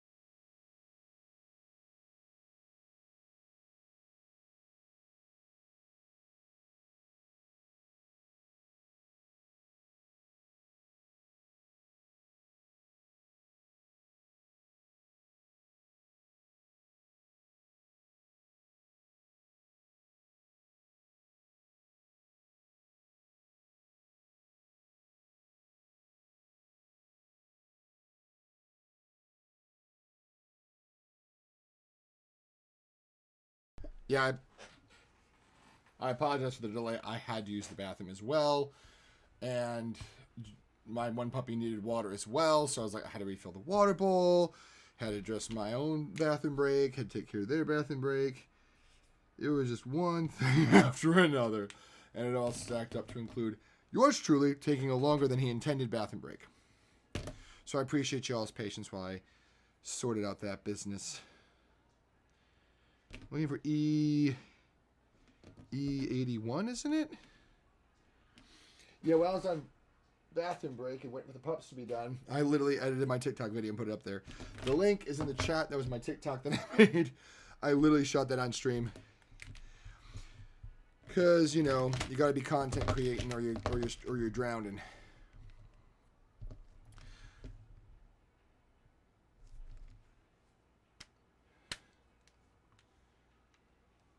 I'm looking for my E81. It's missing. I mean, it's not stolen or anything. It's just I've misplaced it in the sea of Copics that are in front of me. And it's right there on the floor.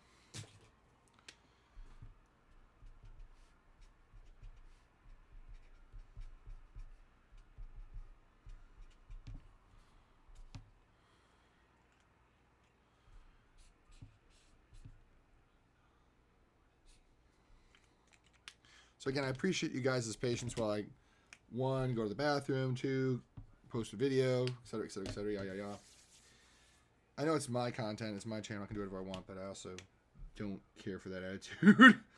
I'm like, no, y'all are here. Y'all are indulging me.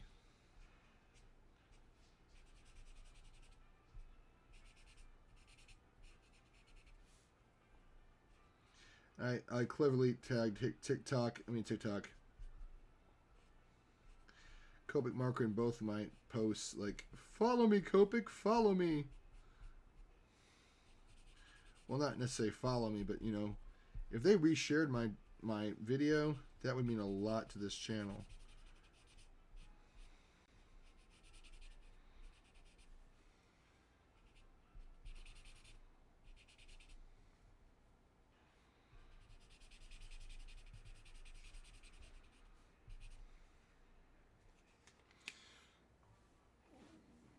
Oh, gotta get that big old puppy break off of here, don't I? Bye on that.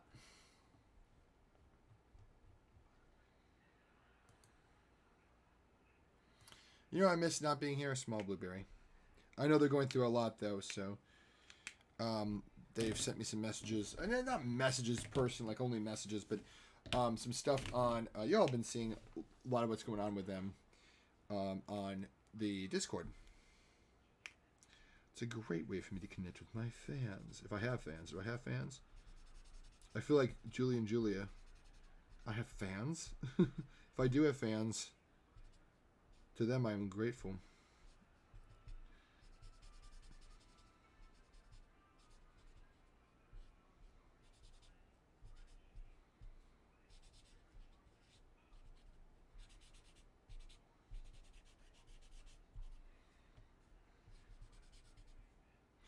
I want to go to the coffee already. Beethoven, you're a love, but I have to go onward. I'll listen to the Classical Symphony. I'm going to the Black Keys in a minute because I want to get some energy in this. The Classical Symphony is an amazing piece, though. That is not it.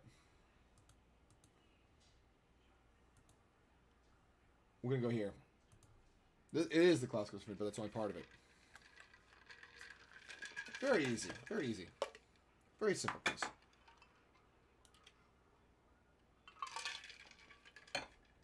I'm actually going to pin that. Can I pin it? Pin this message. Maryland pin till the end of stream. What do you think about that, guys?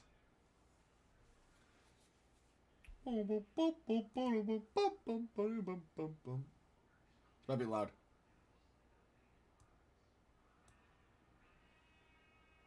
No views yet. No comments. 1 heart already. Not me. It'd mean a lot to me if Copic would do something about you sharing that. Like my stuff.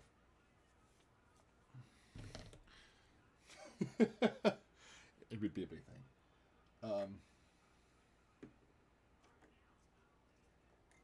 It would be nice. I'm not. You always hope for that. You always hope for big old swinging it for the fences. Is it going to happen? Probably not. Keep putting out that top tier content, it can't help but happen. But having said that, this is such a great symphony. I say this because it's divided. It's a classical symphony. It's literally the name of it, but that's not why it's a great symphony. Beethoven. Let's try again. Prokofiev. Oh, that's poop. I did that wrong. Prokofiev was like, what would a symphony, if Haydn came to the 20th century, what would it sound like? So that's what he tried to write. So like he twists a lot of things. Structurally, it's a classical symphony. Literally. But the second melody, the B melody, which is the da da da da da, uses violin harmonics. I don't even think violinists knew how to play harmonics in Haydn's time.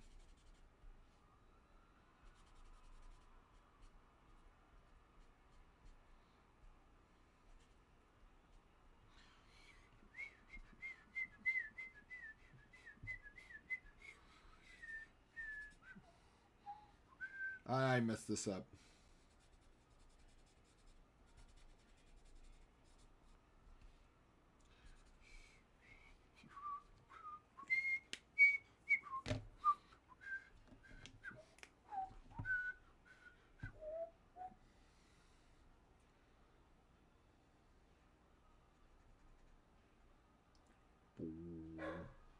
Shut up!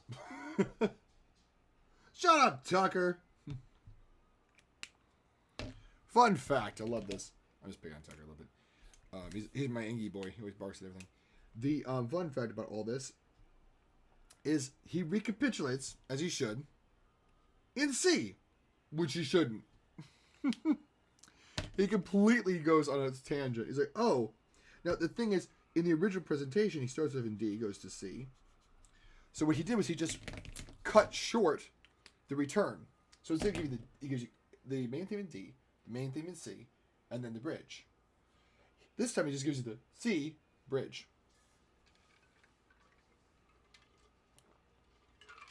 So he gives you the recapitulation, but only the part of it that doesn't involve the key of D.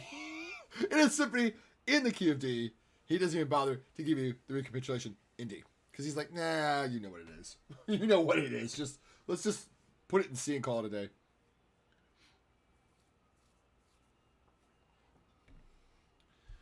And that's rather humorous to me that he just was like, you don't need the recapitulation in D. We can just stick it in C and call it a day. And it worked. So this is the part of the evening where things get really confusing because there's markers everywhere. And finding the exact one I want, it's a little tricky. But as I say that, I found the exact marker I needed pretty quickly. So this is actually a dash on this side.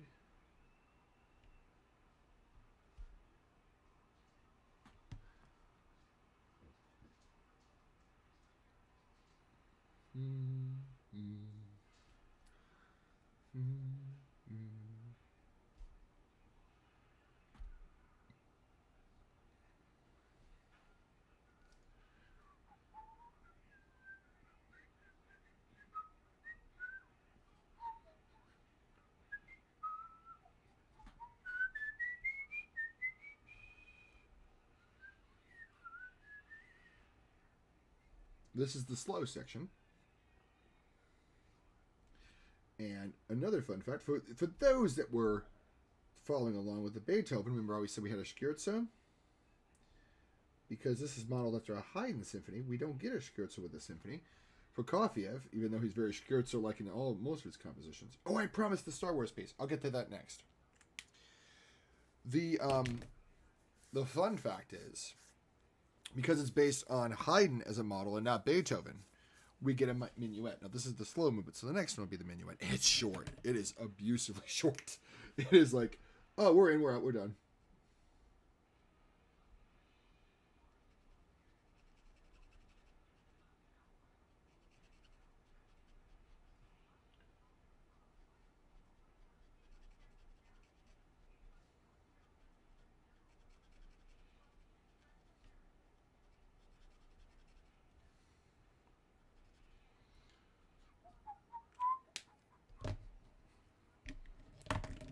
That's a flop.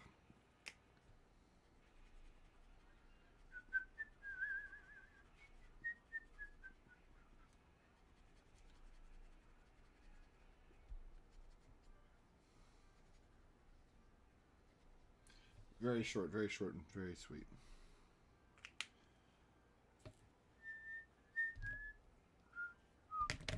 Remember I said that he would never have done these harmonics? Well, there's the main melody using harmonics.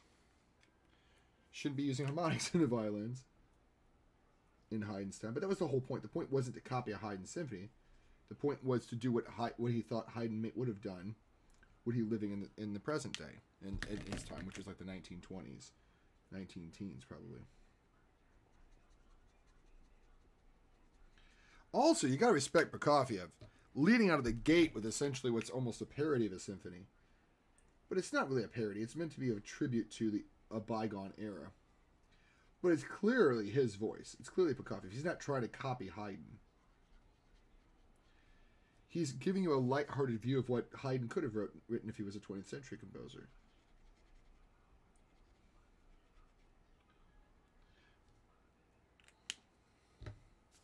Which is kind of cute, you know. It's certainly one of Prokofiev's most harmless pieces. You can't listen to this and be like, "Oh, it's so important. It's so heady.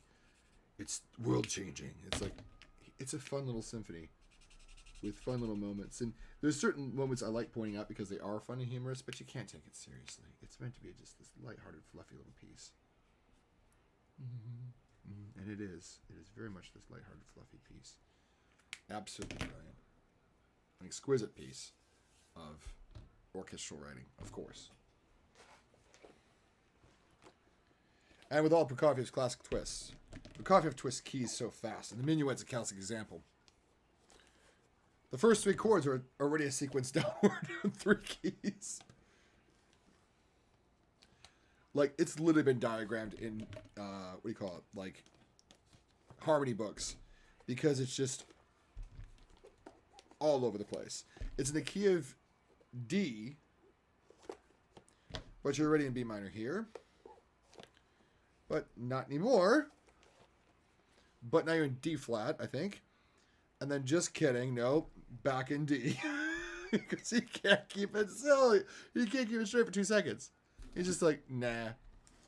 And his son, Oleg Prokofiev, said that his dad would write the melodies straight like everybody else would write them. But then he says, but then my dad would work months tirelessly, adding in the twists and the turns that everybody associates with my father's music. It was never an easy process for Prokofiev to write Prokofiev music. It was a stylistic choice. It wasn't like it flowed off his fingers that way. He would sit there and work and work and work and work, and all the twists that had become Prokofiev, like literally, this is how Prokofiev writes his music, were hours and weeks of labor to make it his style. So while it's 100% Prokofiev's style, it's weird. It was never easy. It was always a labor. So keep that in mind, guys, when you say, "Oh, I don't know what my style is yet." The stuff that Prokofiev defined him, the awkward leaps, the wild key changes, all of that was hard work. Hard work. Hard work and the love of a good woman. Your wife. Her too. No, that's from already being served. Oh, it's so funny. He's like, oh, it's such... Captain Peacock is talking about his gambling addiction. He goes, I would never have gotten through it if it weren't for strength, determination, and the love of a good woman. And one of his coworkers says, your wife. Yeah, her too. Oh. I wonder who the good woman was that Captain Peacock was referring to if it wasn't his wife. That's too wet. We have to let that dry. Doggone it. So if we progress to this part of the step, that'll pretty much get all of the background done, save for this step, and I might just fake it up by making it dark. I might just fake it. I know it's not exactly what we see here, but I'm like, I might just fake it. We'll have to see. Because we're running out of time here. I mean, I'm probably going to do streams tomorrow night and Thursday night, but... Baby, what? I'm tired. Then go to sleep. Do you understand how silly you sound fighting sleep? Where'd the... Oh, beans. I didn't save it. Oh my god. Such a dummy head. Such a Doomkampf. I bist eine Doomkampf. I didn't save it. I was low on disk space. It was like, you don't have disk space. I'm like, I won't save it then. I don't need to save anything. I shall not save it. I won't need to. Du bist eine Dummkopf. Du bist eine Scheizkopf. I'm a poopy head. I am a poopy head. Du bist eine Dummkopf. I am a dummy head. Du bist eine Scheizkopf. I am a poopy head. That's not what that means, by the way. That's very, very loose interpretation of Du bist eine Scheizkopf.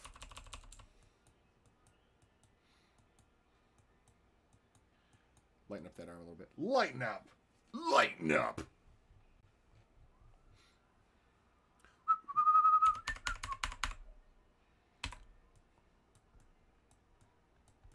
I think about this piece when I go bike riding with my wife.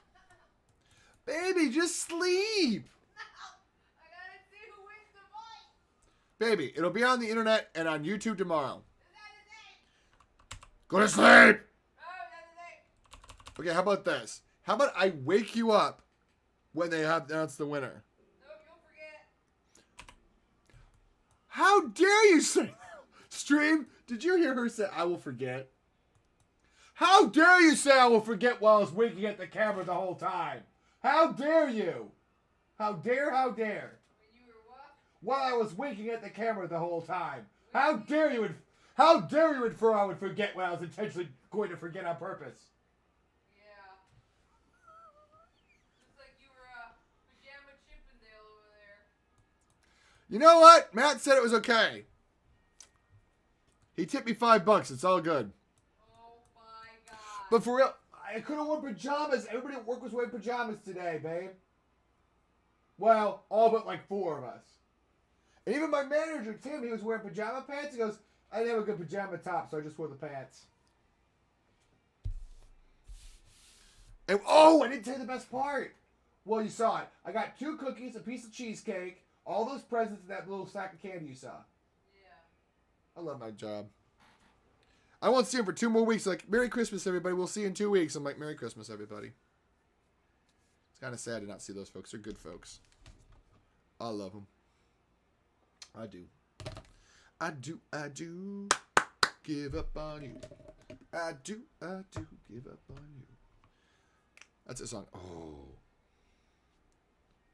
The Symphony Number 5. That song I was singing was actually a song I made up myself.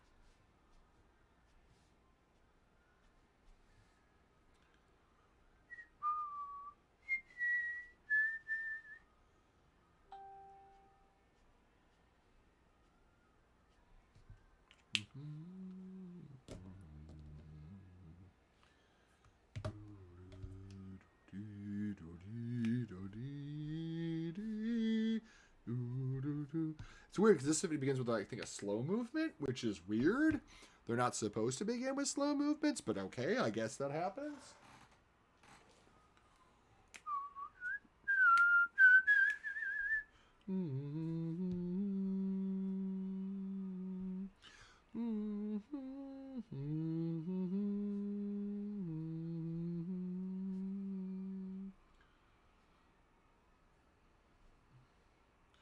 But the thing is, it begins with a slow movement because it's actually a grandiose movement, if that makes sense. That sounds terrible. Grandiose movement. And actually, this is my glitched copy. Poop. See, of all things for YouTube Music to correct, it doesn't correct the glitches in the CD.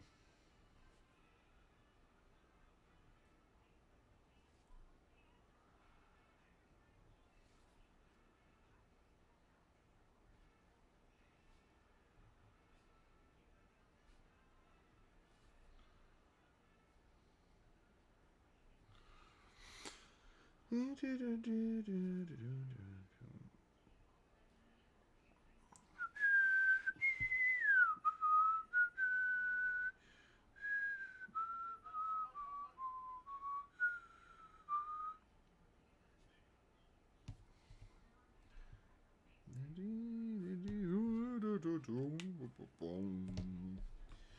we're gonna go to like what, W9, I think.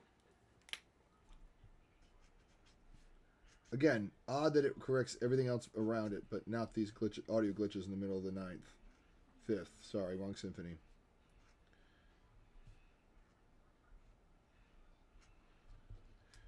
There's a symphony by Copic I didn't really care for. I think it was his number 7 in C sharp minor. Couldn't care for it. And then the last minute, I was like, oh my god, it's beautiful.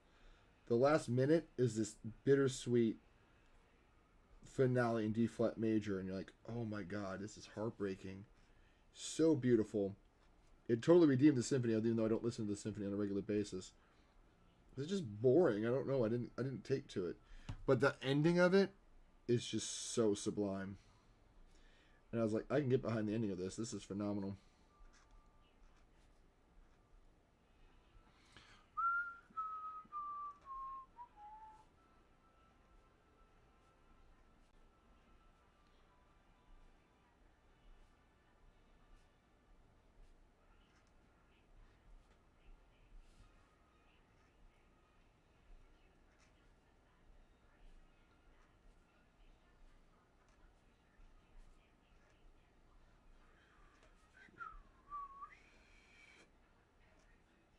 There's a glitch there.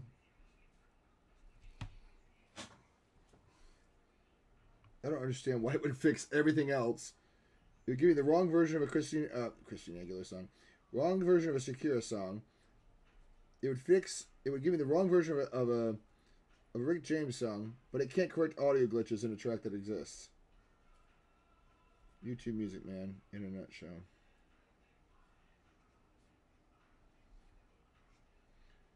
Doing stuff no one asked and not doing the things we want of it since 2018. Well, when did it replace it? 2019, I think.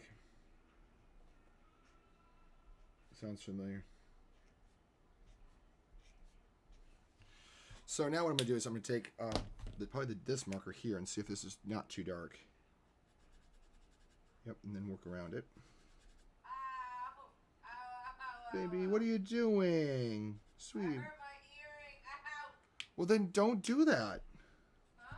Then don't do that. I hurt my piercing. That's what I said. Don't do that. What? Don't do that then. I did it. I just accidentally hit my nose. Ooh, two on the knees. Man, this volume's loud.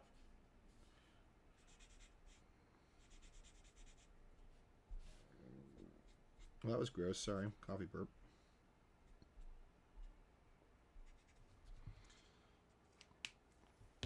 We want to go to what, C4, I think, will probably do the trick. Yeah, C4 is the ticket right there. Oh, that's good. That's the stuff.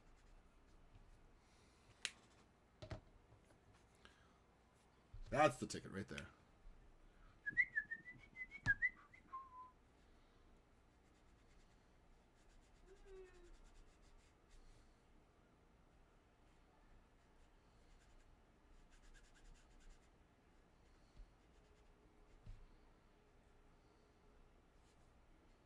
Wom, wom, wom. Wom.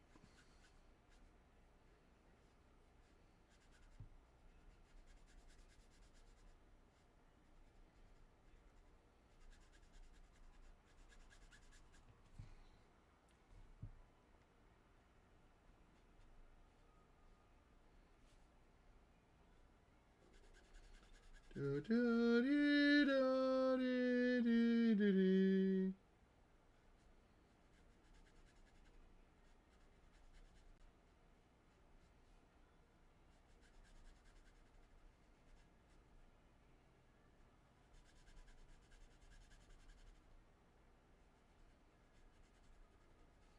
There's the glitches again.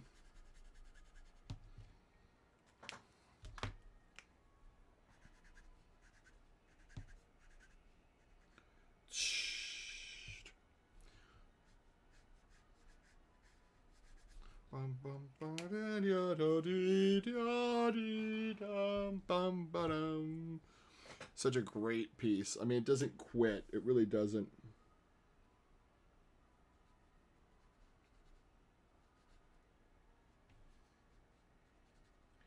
It gets all chaotic and heartbreaking. But it's like, no, no, no, no, no. It's not as bad as you think it might be. Why? Bum, bum, bum, bum, bum, bum, bum, ba-dum, ba-dum, ba-dum. So good.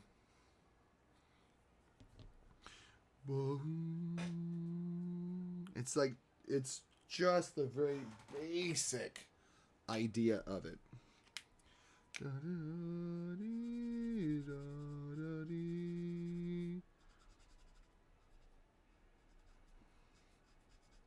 Another glitch, darn it.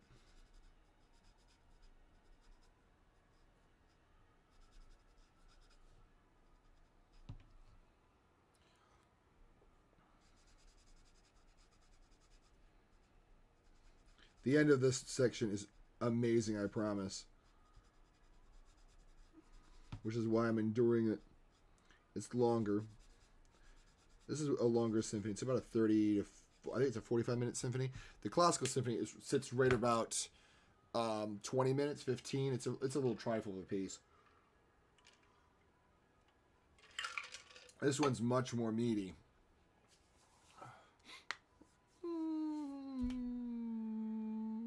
But it's also worth the journey.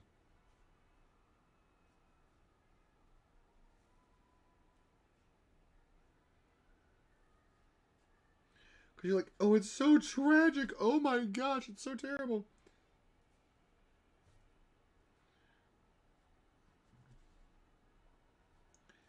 But I promise you, all of that tragedy will be basically kind of like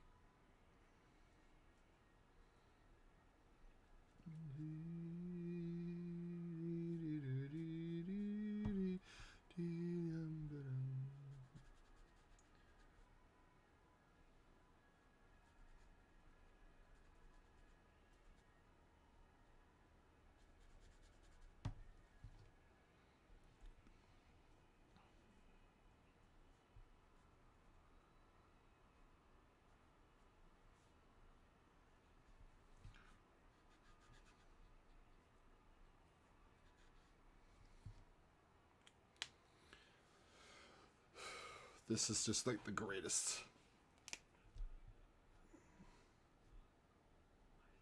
I promise you a very triumphant ending. I promise you.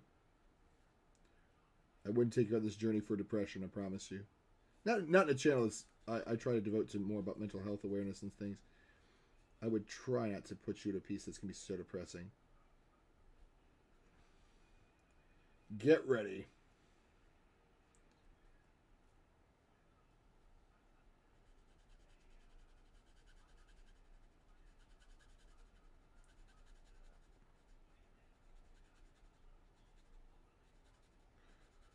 Dun, dun, dun, dun. Bum, bum, bum, bum, bum, bum, bum, bum.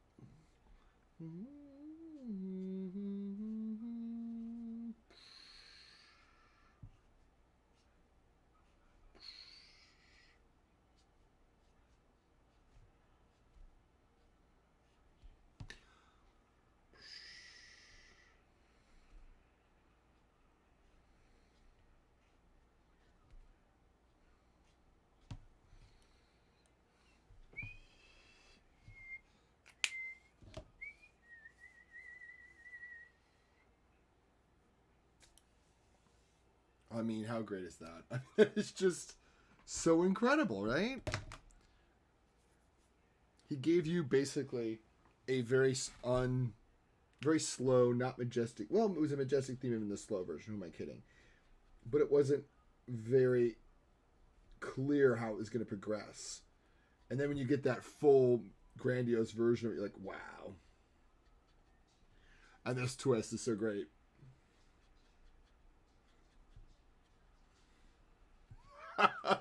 What a great triumph. He gives you this dark chord. He's like, no, just playing. You're like, okay, never mind. It was triumphant after all. I think this has to do with the spirit of the human struggle, this symphony. Because he gives us, like, the struggle. This. I'm not going to play the whole thing, but this is the scherzo, which I think is the danger of whimsy. Because it's very funny, but it's also very dark. It's like that dark part of us that's almost too pranky, that's too good for its own spirit. Also, too, Prokofiev used the piano as a percussive instrument throughout his symphonies. Well, not through all his symphonies. He didn't use the piano in the first symphony.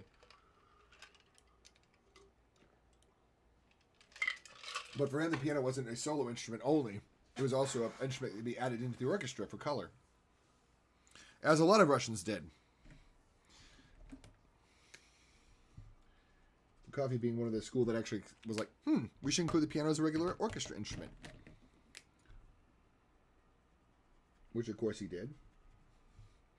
It features quite prominently in Romeo and Juliet. His great ballet.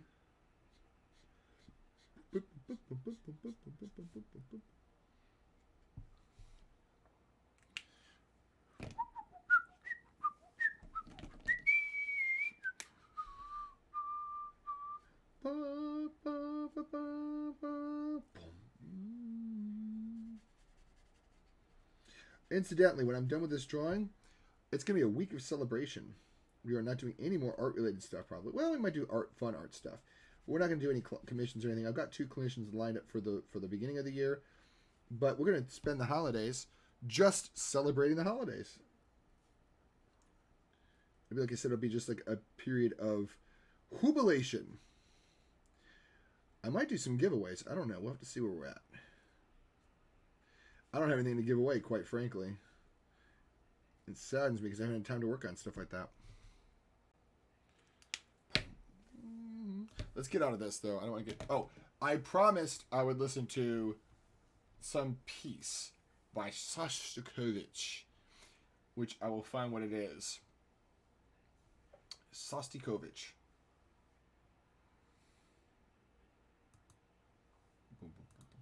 Sometimes I wonder if people actually follow my Spotify. I follow 3 people on Spotify.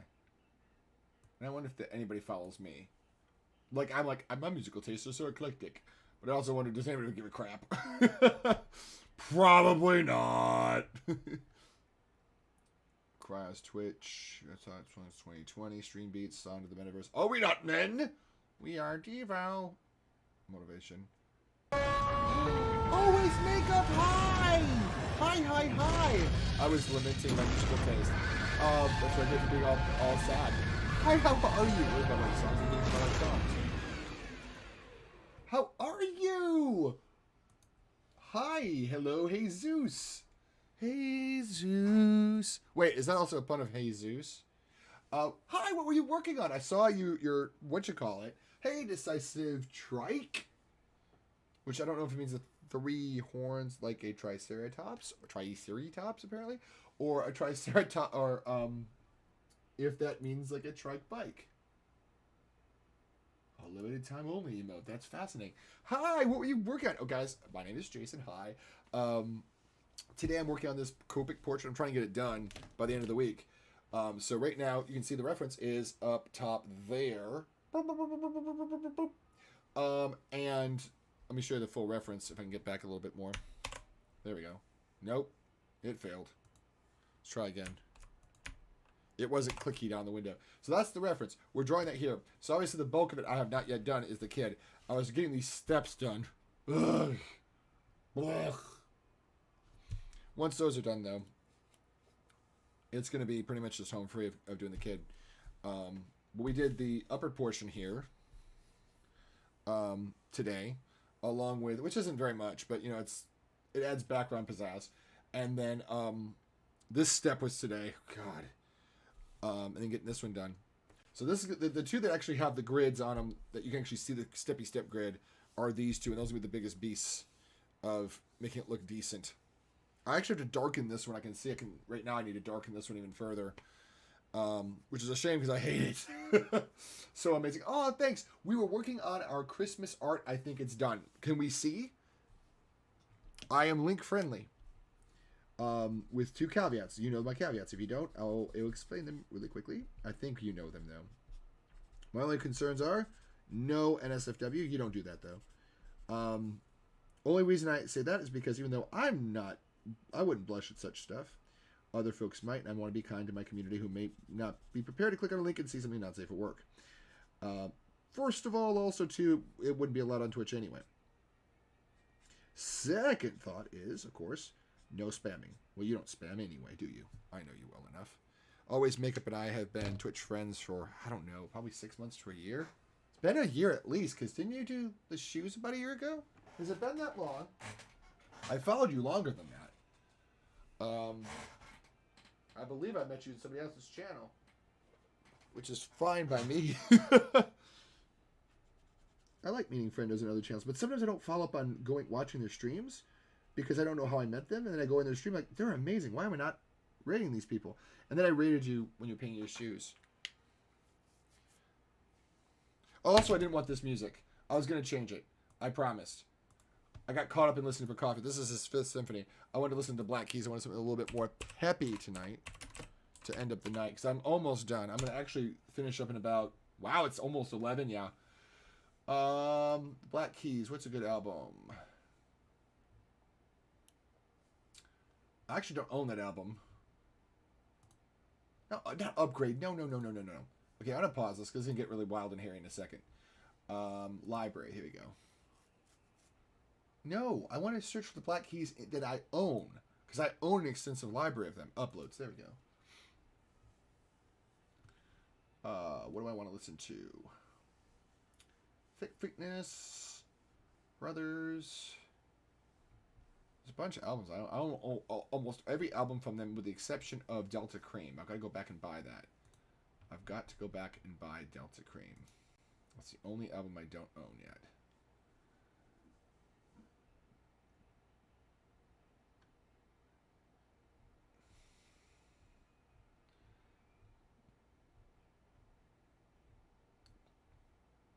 Do I want to listen to Thick Freakness? No, there's some things I want to listen to on this one. This could be pretty rough. Not rough, but yeah, Heavy Soul's a good one to start with. There we go. A little bit more kind of energetic. Maybe a cooler swagger than an energy, per se. But yeah, Always Makeup's an amazing artist. It's a little loud. Let me see if I can adjust that further.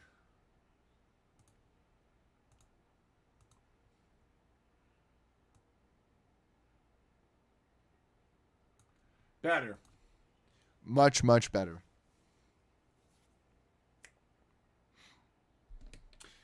But yes, so yeah, like I said, if you got a link to share, I would appreciate it. I don't know how long you stream tonight, so you probably have post-stream things to do as well. But if you could stay in chat for a minute, I would love it. If you can't, I also understand that. Thank you for bringing your lovely community in here. Like I said, I'm Jason. I do a lot of art. The TikTok I shared at the top was what I just filmed in stream. It literally just shows me working on Copic markers, working with refilling a Copic marker. Because these markers are totally refillable. These are Copic markers. They're kind of on the pricey side. They're about $5 a marker, $5 to $7 depending on where you find them, if you get a sale or what have you. But you can buy a $7 refill, which is basically the equivalent of 5 or 6 markers worth, I think. So for the investment of about $12, you have essentially a marker that should last you about the amount of what one, as an example. Do I have it handy? I've owned this marker 10 years. This one here, this W1, I've owned it 10 years. I bought this in 2012. I'm about to post a grab link. Okay, I figured you might be doing the link grab. I just don't want you to forget that I want one. Or I will go to your social media and pull something. That sounds like a threat. But yeah, these markers are totally refillable, totally refurbishable. If the tips dry out, you can soak them in the fluid and refurbish them. I have in here two. This one's been refurbished. That one's been soaked clean. But in here, I've got two that are dried out. You just have to take the clear fluid and soak it in there. But I don't have enough of the clear fluid to actually use on that. What is this? What kind of emote is this? Yeah, of course. I know that a lot of my community members love you and love your content. And the only reason I don't raid you more is because I tend to go long now. And you're doing a lot more streams, so I feel like you conserve your energy a lot more.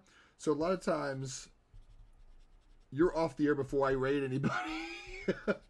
Putting it plainly, I'm like, crap, she's not on. Because I'd raid you more, but I'm always going on past when you're off. So I appreciate the raid anyway.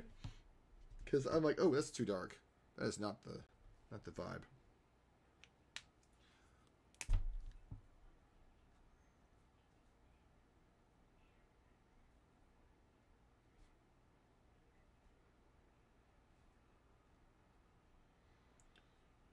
You believe this is actually a Beatles cover? I don't know enough about the Beatles to know that this was a Beatles cover, but it is. One of the few covers the Black Keys did. They did a whole album of covers though. Mine have been a bit shortly too. That's true too. Being fair, and that's what I'm saying. You're conserving your energy. Oh, okay. Yeah, that's an energy. Let's pull this up here, guys. Let me do this on the full screen. I said energy because I know how much you love your horror stuff. So it's in big in it. Apparently the esports awards on and Kiriko's trending. I already looked at this. So I think it's done. Look at this. She got herself it. Well, not it. It's Pennywise. Oh, I love the touch of the leg. The leg light from A Christmas Story. Gizmo, of course. I don't know what's going on with, let me see if I remember correctly. That's Freddy Krueger in the foreground. This isn't Jason. This one is... Yeah, this is Jason. Michael Myers is the one that's got the William Shatner mask. Yeah, villains love Christmas too. Exactly. You know what it makes me think of? Nightmare Before Christmas. And honestly, I contend this. Nightmare Before Christmas is a Christmas movie. And I will almost die on that hill. Almost, because I'm not that invested in it. But I am very passionate that Nightmare Before Christmas is actually about the strength of Halloween. Not the strength of Christmas. Right? It is. So if Nightmare Before Christmas can be about Christmas, why can't the horror icons also embrace it? So this is Jason. Oh, yes, Jason, yes to that. Oh my god, I just realized you put Pennywise in Elf's outfit. That's hilarious. I just realized that's Buddy the Elf's outfit. I love it. I'm trying to figure out what his pose is referencing, because honestly, I know you're referencing stuff, and I just can't, like, obviously, I realized that Buddy the Elf was your target for Pennywise. The leg lamp's hilarious. I agree. It's a Christmas movie too, but I do watch it. Right. It's fair to watch neither one. Like, it's not wrong to watch it during Halloween because the vibe is Halloween. It's a Christmas movie with a Halloween vibe. So either one works. It makes me think of, I hate to say it makes me think of the Handel's Messiah. I was listening to a lot of classical music earlier today.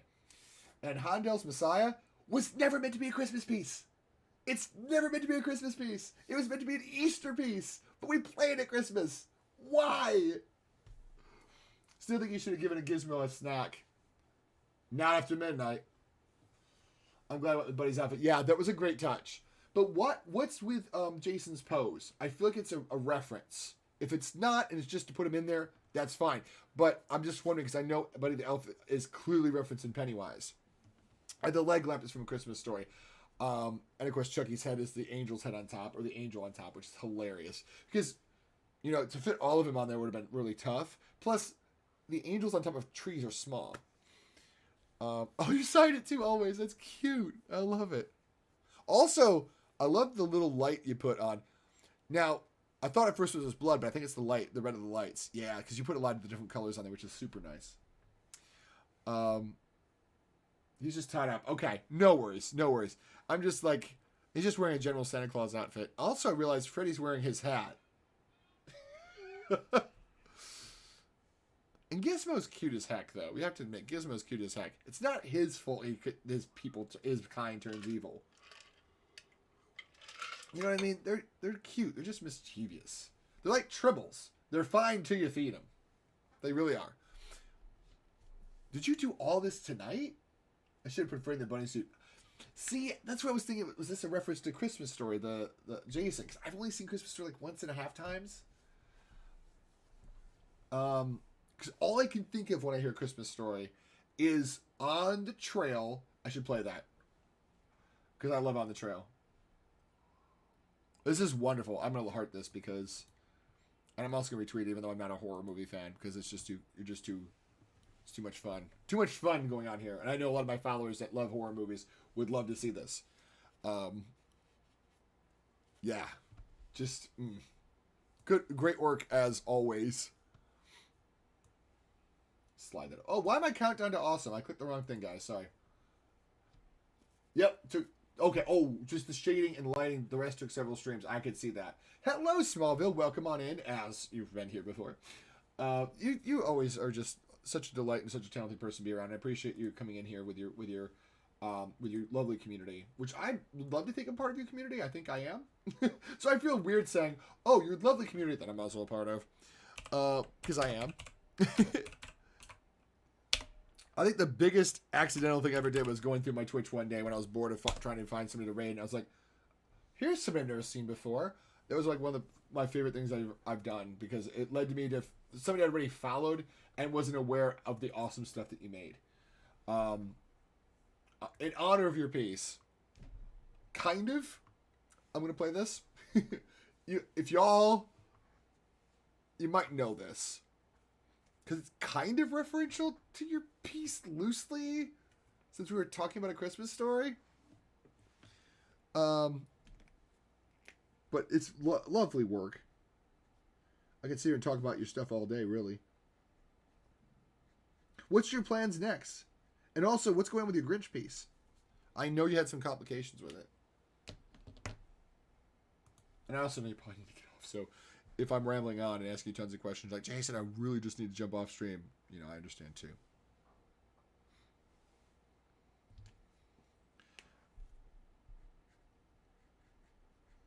If you hear a slight in the background, that's my dehumidifier I have to run.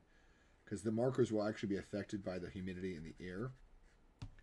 So I have to run the dehumidifier to actually make sure I take the moisture out of the air so the paper doesn't wrinkle too much. Are you in Always Discord? If you have time, you should do an art share. I don't think I'm in her Discord. How dare, how dare. I don't think I am, actually. But yeah, that's not the most famous part. Every time I hear this, I think of A Christmas Story. And I think it was absolutely brilliant that they actually used this piece in... Yet, yes, it turned out on the second run, we'll be doing application on Saturday. Ah, nice. Saturday. Oh, I've got a photo shoot on Saturday. Crap. Well, I can always see the VOD. And I always see your stuff. I see it on social media. That's a good thing. Hold on. Hello. I think you've been here before? I know who you are. I apologize for that really loud sound. I'm a huge fan of Lost. So that's the sound of Season 2 when there's a supply drop. They don't know it. But when the hatch gets a supply dump, it literally, the walls come down and crash. And you can't get out of the Swan Station while they resupply. Scarlet Reaper, welcome back. Welcome in, Raiders. We just got raided by Always Makeup. Actually, I didn't do it. I just showed her work. So let me start up by doing this so it can be so I can get the cooldown over with. I cannot believe I didn't do this. Because I forgot. Because I was so focused on seeing what she was doing because I just love her stuff. Always Makeup is a body painter and a traditional artist and a digital artist. Howdy, we made it here. We were talking about Christmas stories, so it made me inspired to want to play the... I know. Shame on me. Where's my wet noodle? But I forget, because I'm so engrossed in showing people's work, I forget also do the shout out. I'm looking for your piece, which I know you linked it. And I want to get to your stuff in a minute too, Poda, because you do amazing stuff too. This was Always Makeup's piece for new raiders. I'm going to pull up to the big screen. I'm also waiting on that art tax there. Podunk. What were you working on, Podunk? Podunk is, I believe, a mostly traditional artist. This was Always Makeup's digital piece. Obviously an homage to horror icons. And it took me a minute to realize that Pennywise is dressed as Elf. But some of her other stuff she does a lot of like horror-based things, but she also does non-horror-based stuff. Zip that on link. Oh, I gotta look at this later. See what you were doing on that. But she does a lot of body paints, and also a lot of traditional art. There's the Freddy paint. I don't know if you ever posted that anywhere, but it was absolutely amazing. Oh, you reshared that. Thank you. Yep, give me a minute. I'll put it on Insta. Thank you. You're welcome. Yeah, go ahead and send me the link, Smallville. Whisper me the link for her Discord, just because if it goes in my chat, I might not click at it. If it's whispered, I'll grab it later. Oh, she also made a Grinch mask that she's going to do for a body paint this Saturday. So, there's her Black Cat body paint. But like she does a mix of stuff. Mostly body paints, but also traditional art as well as... There's your Insta. Grab your Insta real quick so I can pull that up.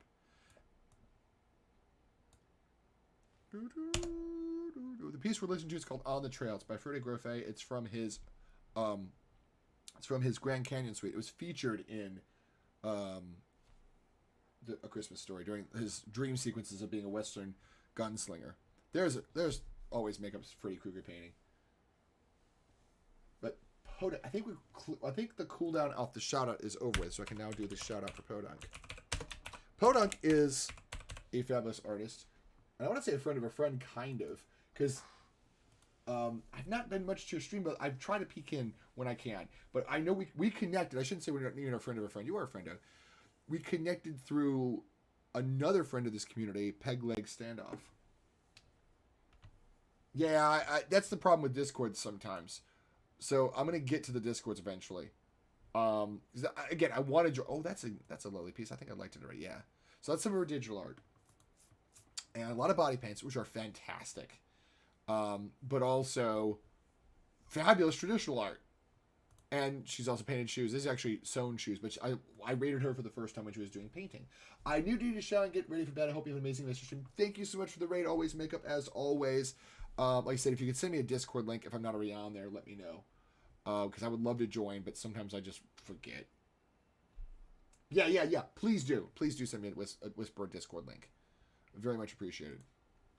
So what we're looking at is not the number of tabs I have. I'm working on this photo as a commission. I also did a quick photo adjust because the part of the photo was so dark. This is actually a clock tower in a local university. I know exactly where this is. I've done photos here too. But it's very dark in the tower. So I did a quick adjustment because otherwise you'd lose all of this wonderful detail in the pants and the shoes. So I did a quick lighten layer there. Part of the advantage of being a photographer is knowing filtering some stuff out. So what we've gotten done so far in this piece.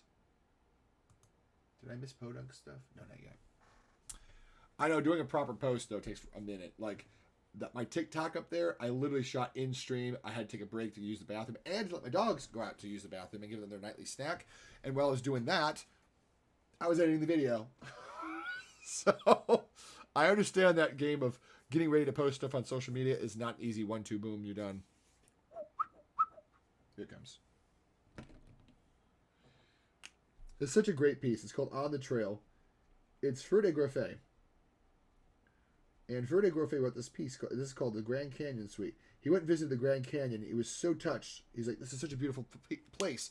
He wrote an entire suite of different pieces. A thunderstorm, sunrise on the plains, sunset, and this is called On the Trail. He got on this mule, and the damn thing wouldn't go down the trail. So it's called On the Trail because you can actually hear the parts where it kind of slows down is where the mule wouldn't move. That's the mule braying, you see. Phew, it's on Insta. Thank you. Also gives me a very subtle chance of looking at your Insta. If I'm not following you, I'll be so embarrassed because I thought I'm following you. I am following you. See? Ta-ha. Tee-hee. See, I'm following you. Nice. Just a silly seasonal. Yep. What is this with a lot of folks who do these off the beaten path? This isn't big. This isn't big. This isn't big up here. That's not big. Now it's big. Cool. You know it's cool because it's spelled with a K-E-W-L. But there we go. Look at I think, Podunk, you do these maddening textures and you use microns. Why are you such a sadist? I'm kidding. I don't really like microns because I bear down hard. So microns go, I break every micron tip. I wish I hadn't done this logo right here so big because on my face, when my face is in it, you just see logo. I was being clever because I wanted to see like, ooh, can I do a transparent logo? And instead all it does is completely obscure my face. Unless I sit up straight. Who wants to sit up straight? Hey, I got my own style. No, my best friend at my old job, she also spelled it that way. It's not an insult or a slander. It's a reference to the fact that she would always spell it that way. Glutton for punishment. Yeah, for real. So now that you stipple like a mad person, you also use a micron because you actually hate yourself. No, I'm kidding. Microns and I are not good friends, which is crazy because I love inking. But let's look at some of your other pieces as well. Ooh, that's got to be colored pencil, is it not? It sure is. Yes, it did hurt. Good. But you look at this stuff, guys. Look at the cleanliness of that. And why it's a shame I haven't hearted that. But look at that. Nice rich blacks, which are not easy to pull off with ink. You think they are, but you sit there and really layer it in. Nice rich blacks, but also nice fades with stippling. This is the trickiest one. That little pie kind crust edge right there, that's the trickiest one, I think. Because it goes from a very dense field to a very broad field very quickly. Like this one here, it's a little easier to pull off. Because there's a lot more space to breathe, a lot more area to put it. This one, you've got no navigation area. It's from black to white very quickly. So it's a very dense field. Very tricky to pull off. I should have sent somebody my way. There's a client that wanted a piece like this, and I should have sent them your way. I didn't know you did this. I suck at lettering. I should have sent them your way. Plus, I had to follow through on it. Ink tear. Uh-oh. I love that. I don't know why, but that's hilarious. Let's get my full support. What is this? Snack. Ha! Sorry. That's whimsical. I love it. I like that. Look at this stippling on this. This is insane. Like along here. Tempting. Oh, no speed limit. I got why it's tempting. That's a cute, whimsical look at... No, look at all this. It's so wonderful. I wouldn't draw that with stipples. I wouldn't stipple that at all. No, thank you.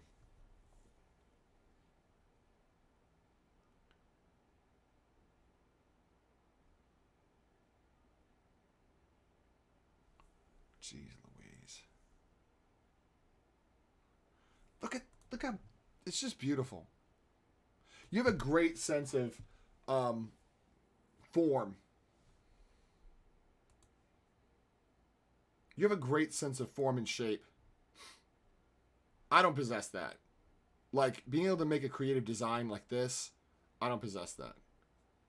I'm going to heart this, because this is gorgeous too. Look at the insanity in here. Oh my god. Guys, you got to follow Podunk. Do you work for a new paper?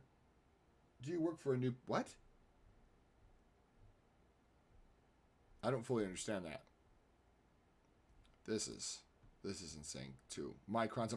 Why do you love microns? I'm kidding. I'm totally kidding. This is gorgeous work. I mean, first of all, this is what you did on stream. 'Tis the season to do really cool, off the beaten path Christmas stuff.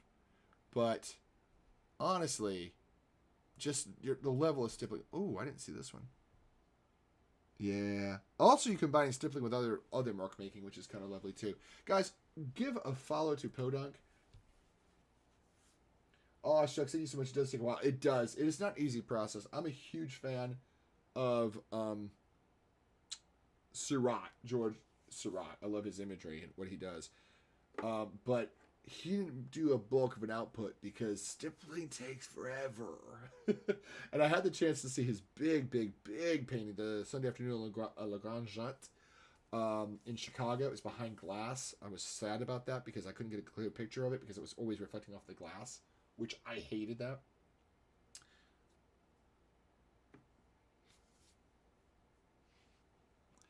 But, you know, 'tis the breaks. I can't actually... There we go. I need a 3, don't I? Yeah, 3 or 2.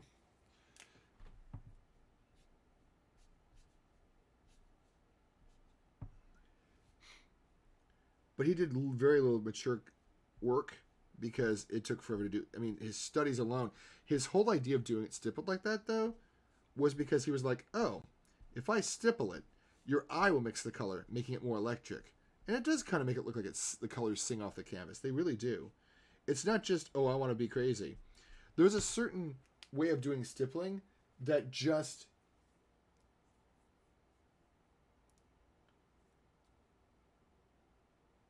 Do you work for a newspaper? No. Follow trending on Instagram. Nice. But it's true. Like, the stippling does make a very Why is that so bright? In real life, guys, these little hashes are not this bright. They're much more muted. It's the way my camera makes them look. It's just the way the medication makes it. No, that's a reference to, what was it, Girl Anachronism? Yeah, Girl Anachronism from the Dresden Dolls.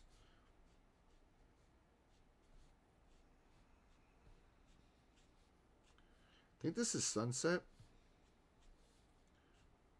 I think.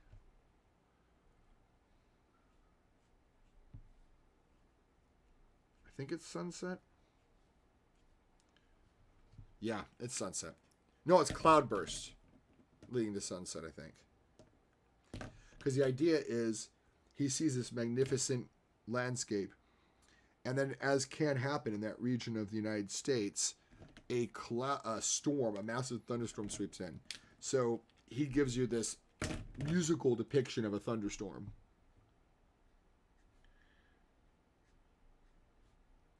And Ferde Groffet was a master orchestrator who he was actually the one that orchestrated Gershwin's Rhapsody in Blue, because Gershwin didn't know how to do it effectively in the time he had left.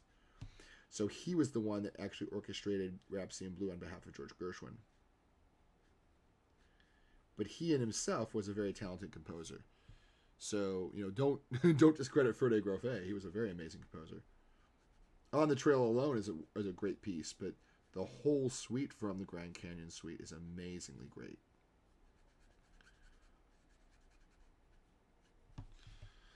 So I'm going to call this part of it today. I'm tired of looking at those things. But I do want to darken this up while I'm at it, because otherwise it's going to look just like garbage. It's too light. Let me switch to this.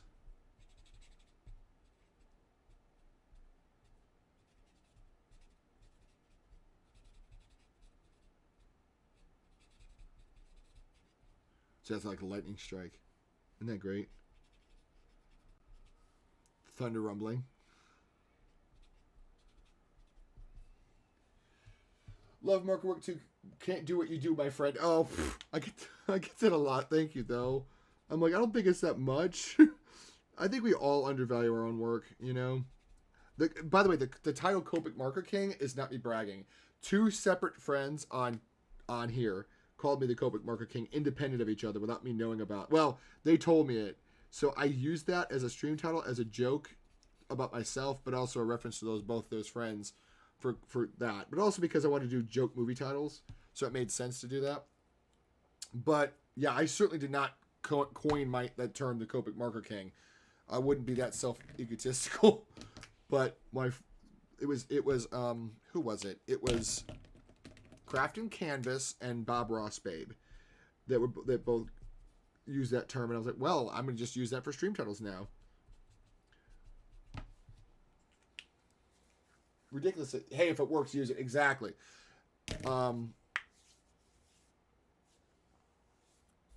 I get a lot of people like, man, how do you do this? I'm like, lots of planning.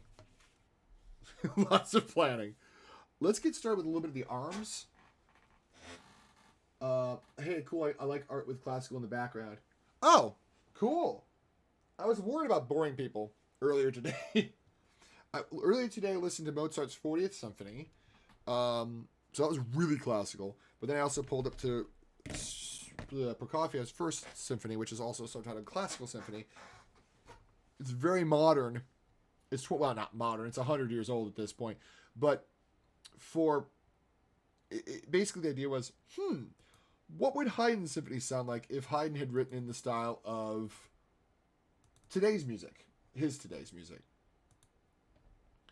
So his idea was to write a symphony in the if Haydn was in fact writing music today. It's about imagination, what you see with your eyes. Hey, if it works, use it. I say that because I use different names on Instagram, on Twitch, and some people are like, who is this following me? That's fair. That's fair. I have a friend who uses his in real life name for his Instagram, but everything else he uses a pseudonym for. So only his true friends, only his in real life friends know his Instagram. And his closest friends on Twitch. But average people on Twitch don't know what it is. That's okay. Like, he's not an artist, so I wouldn't. Usually I follow more artists than anything else. He doesn't need to tell me what it is. No, I'm just kidding. It's fine. So I'm going to get my eraser. Here we go. Zoom in a little bit on my reference and my line work.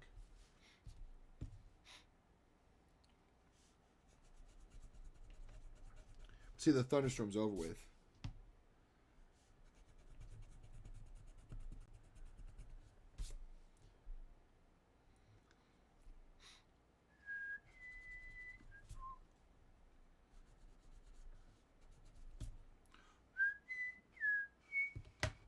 So he gives us the theme that was the On the Trail theme, which is that da da da da da da da da da da da da. But this is a great piece. It really, truly, honestly is.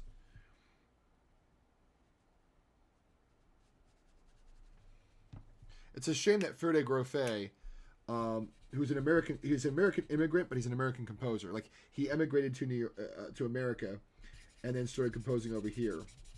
It's a shame that we have such a rich tradition of American composers, that we don't follow them. It's sad because we have so many good composers. Leonard Bernstein, Aaron Copland, George Gershwin. Aaron Copland wrote the American Symphony, the Symphony No. 3. If you don't believe me, it literally has the Fanfare for the Common Man in it. Everybody knows that piece. It's so American. It's the American Symphony, and no one knows it. It's such a wonderful piece, too. This piece, it's Americana. It's the Grand Canyon Suite. It's literally about that ditch in Arizona, and it's so beautiful. It's used in Americana piece. You want to evoke Westerns? You play this piece. No one knows him. Outside of the classical enthusiasts. But I guarantee you, anybody that's seen A Christmas Story knows this piece. When do you podcast? Always miss your podcast. Oh, man. We do have a Discord for it. But we usually try... Okay, our next one is going to be next Thursday. A week from this Thursday. So it'll be we're doing one right around Christmas, but on Christmas. If you're in Smallville, if you're in Always Makeup's Discord, I will send you the link. I will try to post in there. What's your favorite theme? Star Trek themed. Trying to find my dang on. Oh, that's right. Never mind. No, that's my favorite story as of late. But the thing is, we go all over the place. We're all over the place. Speaking of which, all over the place. I cannot find my... Hold on. I'm trying to find my music real quick. Let me not dox myself. Hold on. Boink. Is it under my Twitch recap? Yeah, here we go. Oh, she went off the air. I was lurking a bunch of people. Unfortunately, I was looking at somebody that I would have lurked more people if I'd known that they were on. But I think some of them came on after I was already broadcasting. I don't look for people to lurk while I'm streaming. I only lurk people when I'm about to stream. What are we looking for? Oh, Symphony 3. Symphony No. 3 by Aaron Copland. I am not talking podcast. Music theme. Oh, God. If we're talking about... Are we talking about a piece of music or a theme? If we're talking a theme, I know exactly what I'm thinking of. I don't like it, but I love how it's used. And that would be... I have to pull it up. Because the piece is one of my favorites. And the versatility of it goes beyond... And I'm going to switch tracks. I'm not going to go to the Symphony No. 3 by Copland after all. I'm going to go to the Les Preludes by Franz Liszt. I'm going to turn up the audio a little bit because this piece is really quiet. No, that's a great piece too. John Williams is the modern day March King. That's the theme right there. La da dee. It's so stupid. I don't love the theme. I love how it's used because this is Liszt Preludes. Literally the Preludes. It comes from a poem that says, "What is prelude but the great? What is life but a great grand prelude to death?" Which sounds terrible, but I think the idea is like this heroic afterlife is what the poem is suggesting. So in that light, it's not as depressing. You feel it. No, you do. And John Williams based a lot of his marches on the titles of the pieces. In other words, like the Superman March has da da da da Superman da da da da Superman built into it. You see. But I love this theme because it's so versatile. It's literally, see, it's note down up. It has a sigh downwards, which is we go that little step downward. That is a sigh, and then the leap upwards. See, that's another thing that characterizes in the Raiders March is the heroic leap upwards. Da da da da da da da da da da. Those leaps upwards, what gives it that heroicism. A note a tiny bit down, it's called a sigh, which always feels kind of like there's a sigh there. Jaws, I'll give you an idea. The Jaws theme is like a reverse sigh. Did I study music? Yes. My associate's degree is in fine arts. My bachelor's degree is in music composition. So my other passion is music.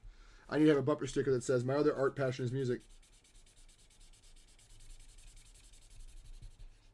And I feel like Liszt doesn't get his due.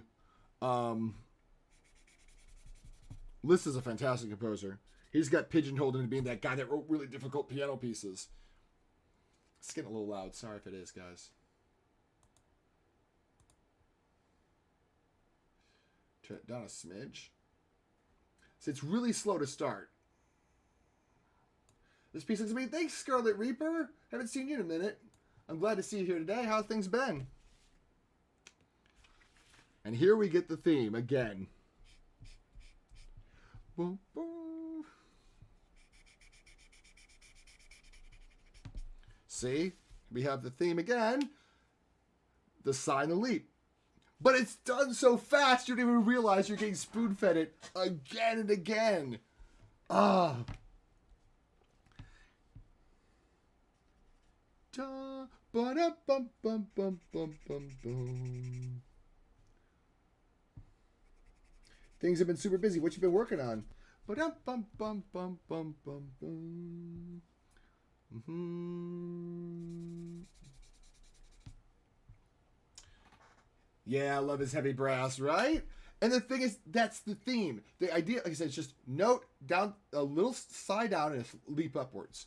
It's everywhere. It permeates the entire. Here it is again. There it is again. But now it sounds romantic instead of heroic. It's called thematic transformation. Here it is again. It's everywhere. It makes Beethoven's Fifth look like a child in comparison. I mean, I love Beethoven's Fifth. Don't get me wrong. Beethoven's student taught Liszt. The problem is we don't know Beethoven's student outside of regular realms because all he ever did was write piano practice literature. He wrote the Czerny. He wrote all of the study pieces to learn how to play piano. So Beethoven taught Czerny, and Czerny wrote it all down and then taught it to Liszt.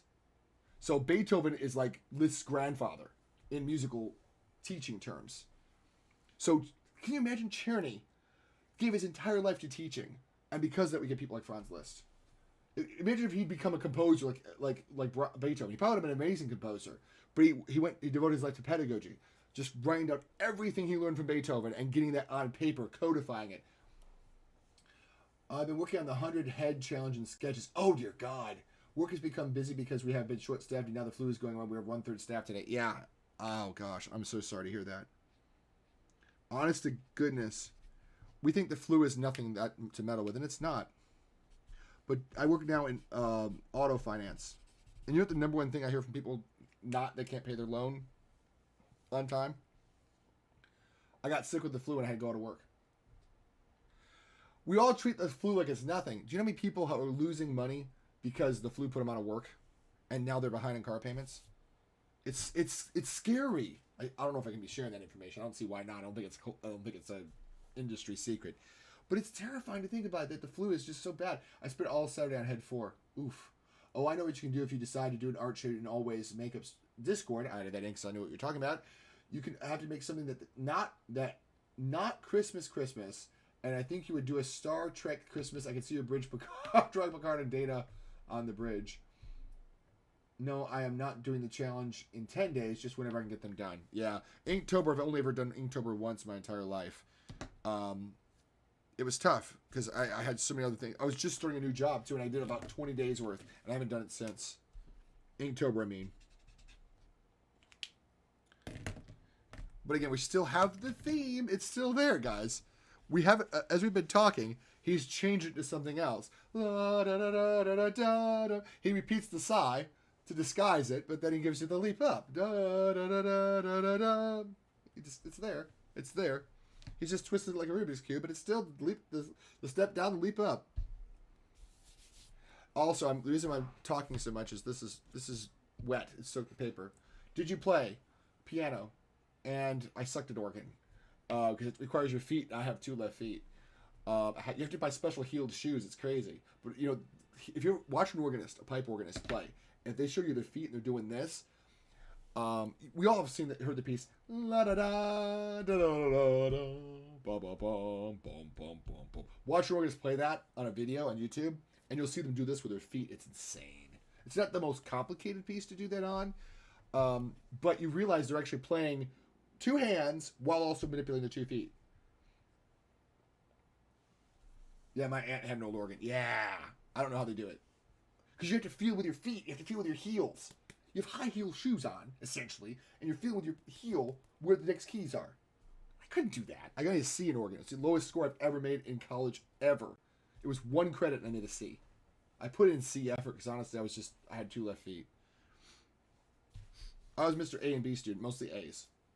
I mean, my teacher in sociology class was like, if you're pulling a 95 by Thanksgiving, don't come to my class. I'll give you an A+ in the class, and you don't have to show up ever again. It was the saddest class I've ever had to. I tested it out because I loved that class. And he's like, get out of here. You made a 95, and it's Thanksgiving. You know the material, and you're going to keep up with this class. You already know it all. Get out. The old ones are so complicated. Yeah. Might have to turn this down. Incidentally, they use this for the Flash Gordon serials. Double incidentally, when they did the Captain Proton business on Star Trek Voyager, this is the music they ripped off. They wrote new music, but, I mean, if you've watched Voyager, you know Dr. Chaotica. I'm sorry, Jason, but I barely stay awake. Oh, no, go rest, Scarlet Reaper. I'm so glad you came in. Thank you for dropping by. I don't know if you came in with Podunk's raid or you just coincidentally came by at the same time. But thank you for coming in. You're an amazing person. Please get yourself happy and rested. Only reason I have so much energy is I drank some coffee so I could stay up so I could get most of this done. Because I'm far woefully behind. But I'll be back tomorrow night and probably Thursday night to do the rest of this because I need this done it needs to be done Thursday night. It can't dilly-dally. But go get your rest. Thank you for coming by. I really appreciate it. You've been missed. I'll probably finish up this last part of this. Yeah, this is buckled. I've got the dehumidifier running to soak the moisture out. While Poe could stay, watch, and listen all night, Poe gotta go. That's okay. I understand. I'm about to raid out soon, too, because this paper is not drying. I've been running the dehumidifier to soak the paper up, and it's still not helping. So there's a point. I'm going to probably do a little bit more. Wait for this piece to end, which has how much time left in it? If it's more than 10 minutes, we're not going to wait that out. It's 5 minutes. I'm going to wait out the 7. I'm going to do the rest of the 7-minute piece and call it a night because it'll be almost 12. It'll be 10:40. Go do your thing. Go do post-stream stuff. Go do your post-stream stuff. I will be done when this piece ends. So will I, because I should have been off at 11.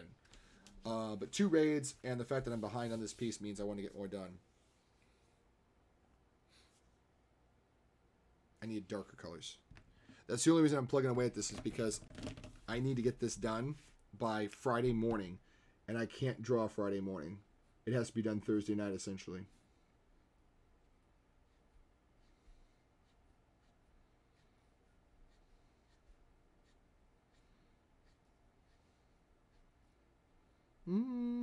Step down, leap up. Still buried in there. But Podunk, don't be a stranger. Come back when you're better.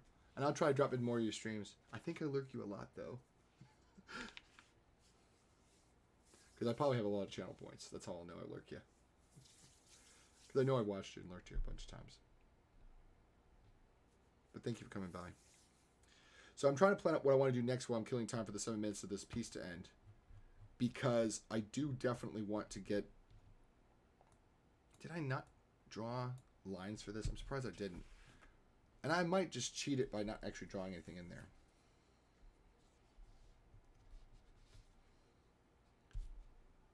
And I might just fake it. Like, I might just fake it. Oh, that's a blue pencil. We don't want the blue pencil. It'll be hard to get rid of the blue. So we see there's one... I see 4 lines, I think. Let's turn on the brightness filter so I can actually see what I'm doing. Oh, the display's off. My bad.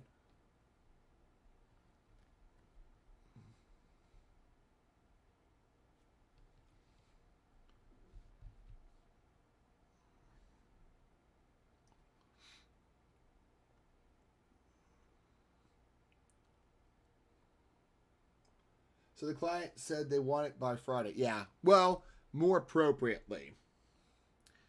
They didn't say they want it by Friday. But to make my delivery date, they want it by Christmas. But I won't have contact with them after Friday. If that makes sense. So to meet that delivery deadline, I would have to have it done by Thursday. Because I won't have time to work on it Friday. 1, 2, 3, 4, 5. Wait, first of all, let's turn off the brightnesses and see if I'm marking the right lines.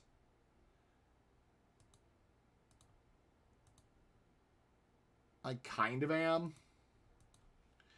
There's 1, 2, 3, 4, 5 lines. 1, 2, 3. This 4th line goes right there. And there's a 5th line here. And there's a 6th line here, and there's a 7th line that cuts just barely the corner there.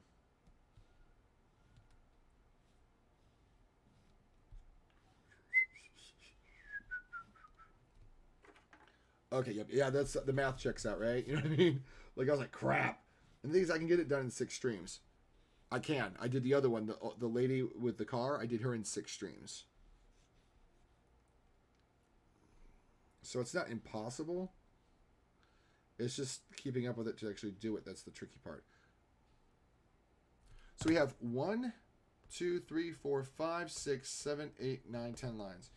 So we got this one. 1, poopy. 1, 2, 3, 4. But it's actually 5. Oh, poop. 1, 2, 3, 4, 5. It's 6 lines in there, so that's definitely not right.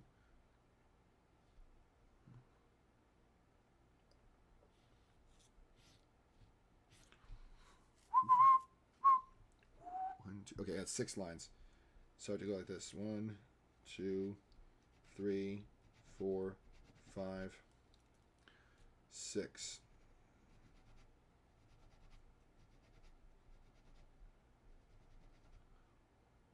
One, 2.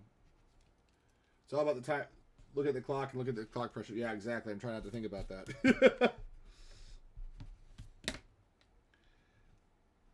Because I was like, I have till Christmas. No, I have till Friday because I won't see them past Friday. Bum, bum, bum. There it is again.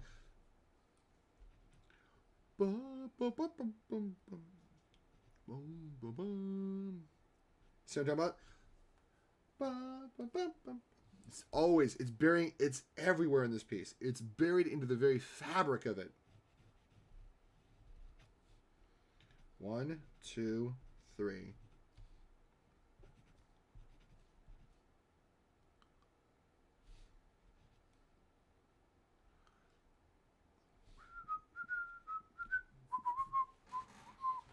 I think I did this wrong, but we'll figure it out.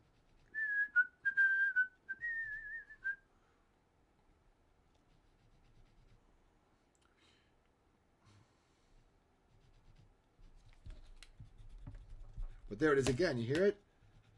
Da, da, da, da.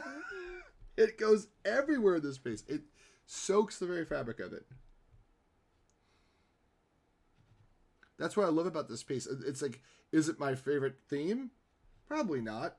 It's too simple. It's 3 notes. But is it one of my favorite pieces of music? Yes. And it amazes me how much Liszt can literally build an entire heroic piece out of 3 notes. And the whole thing is built on it. Variations of it. Such a humble theme. And there it is again. It doesn't quit. Bum, bum, bum, bum, bum, bum, bum, bum, bum.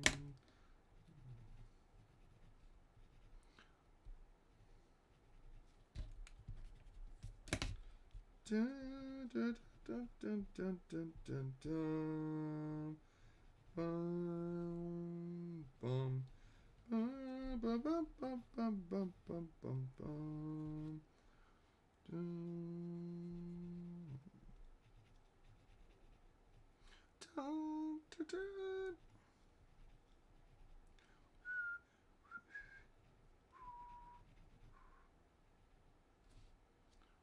One, two, three, four. 3, 6, 7 with a tiny piece of one.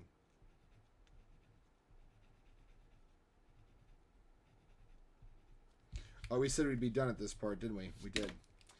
All right, sorry. Look at yeah. I know. I'm gonna have to. That's it. I gotta call it a night. It is 11:45. I have to work in the morning. So let's do some cleanup a little bit quickly because I do have to work in the morning. So I can't just leave these markers sitting out here, though I'd love to. I cannot. I cannot leave them out here, Mark. I cannot. Oh, hi, Mark. The ones I put away are the ones I know I can find easily. The ones I'm not sure what colors I'll use, I leave. Actually, I can put away most of the orange ones because I'm done with the most of the orange bits. Now it's just the fleshy and the blues. The kid and the thing. So, we're going to put away probably all the main colors. We need a cleanup song. Definitely need a cleanup song. We can't clean up in silence. Now on the VOD it'll be silence because I've got that cued. Excuse me. That was gross. My apologies. Home. Let's do something jazzy to wind us down. How about Blue Rondo? Let's just go to Dave Brubeck.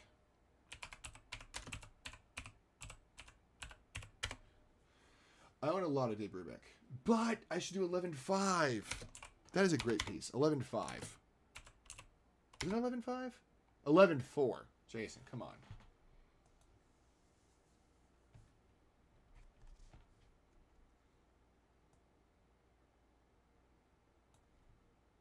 Came out great. Oh, thanks. I'm trying. It's a lot of work I got left to do, but I got a huge chunk done tonight. I'll post on social media. I'll take a quick photo. And then I'll post to social media. We'll raid out. Don't know who I'm going to raid because a lot of people I know would raid would right here. Blurp. Blurp. Blurp, blurp, blurp. Glub, glub, glub, like a great big orchestra in his gutty woods. It wasn't glub, glub, glub. It was something else, wasn't it?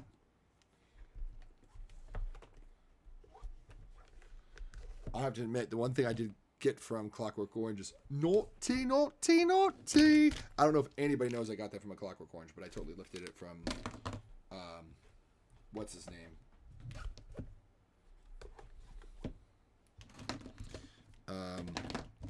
Roddy McDowell. Not Roddy McDowell. It wasn't McDowell, though. Malcolm McDowell.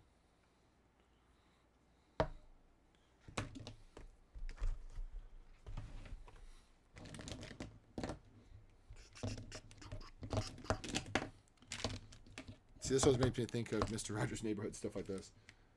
Mr. Rogers' Neighborhood is brought to you in part by the Sears and Roebuck Foundation. We all know what we're feeling in our childhood, won't we?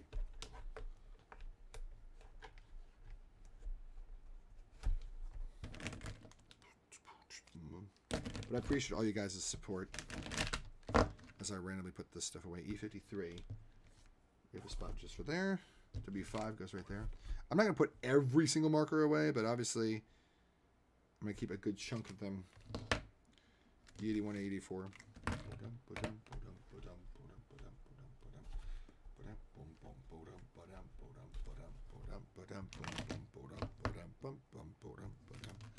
It's called 11.4 for a reason. It's an 11.4. 2.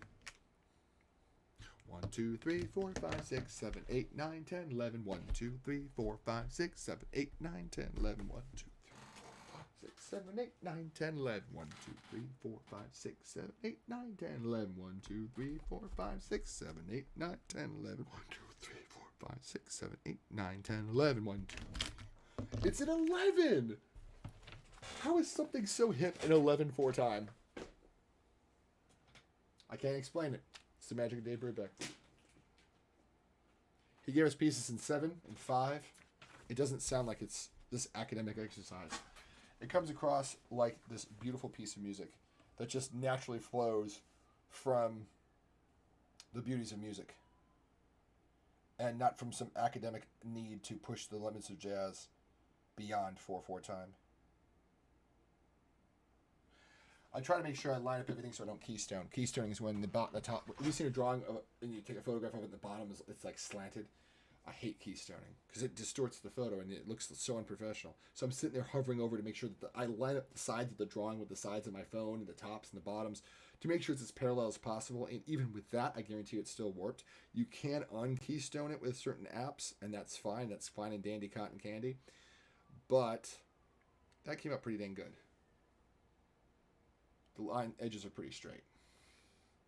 I'm embarrassed to say I didn't get further with a kid, but the arms are dry enough I could work on them now, but I'm not going to. Let's post on Twitter and call it a day. I'm exhausted. And I just want to unwind. Let's see. Recent commission progress. And commission progress. Voice text is such a lifesaver. This was the part that was... It still could actually go darker, believe it or not, based on the photo, but I'm not going to push it darker, unless I absolutely have to. But right now it's pretty good. I'm happy with it. I just got to do the kid, and the kid's going to take me 2 days easy. To marry him into the background, and to also get all the details correct. The shirt is going to be a nightmare. I'm probably going to start with his face tomorrow. Face and arms, get all the flesh parts done. Start poking away at the shirt, and the shoes will probably be Thursday night stream. If I can get this part done, I'm gonna probably cheat on that. Looks great. Thank you so much. What I'm gonna do is I'm gonna cheat on getting these lines in here because I'm like, I have considered just splotting it in with just dark brown and not even caring. But the thing is, if you can see this one and this one and this one, they're all light. You're gonna see this in the light. So I'm like, I can't fake it. In the original photo, though, I'm gonna turn off all the modifiers I placed on it. It is completely black almost. No, you can still see the grates. Poop. But yeah, if I fake it, you'll tell. And also the light hits on all these stair steps. How would it not hit this one? Especially based on the way the lighting is sitting here. Yeah. Also, believe it or not, this is really purple compared to this. But it creates that wonderful shadow. The purple reads as shadow because it's cooler. So, all right, let's go find a target to raid. I love saying raid target, even though it sounds really ominous.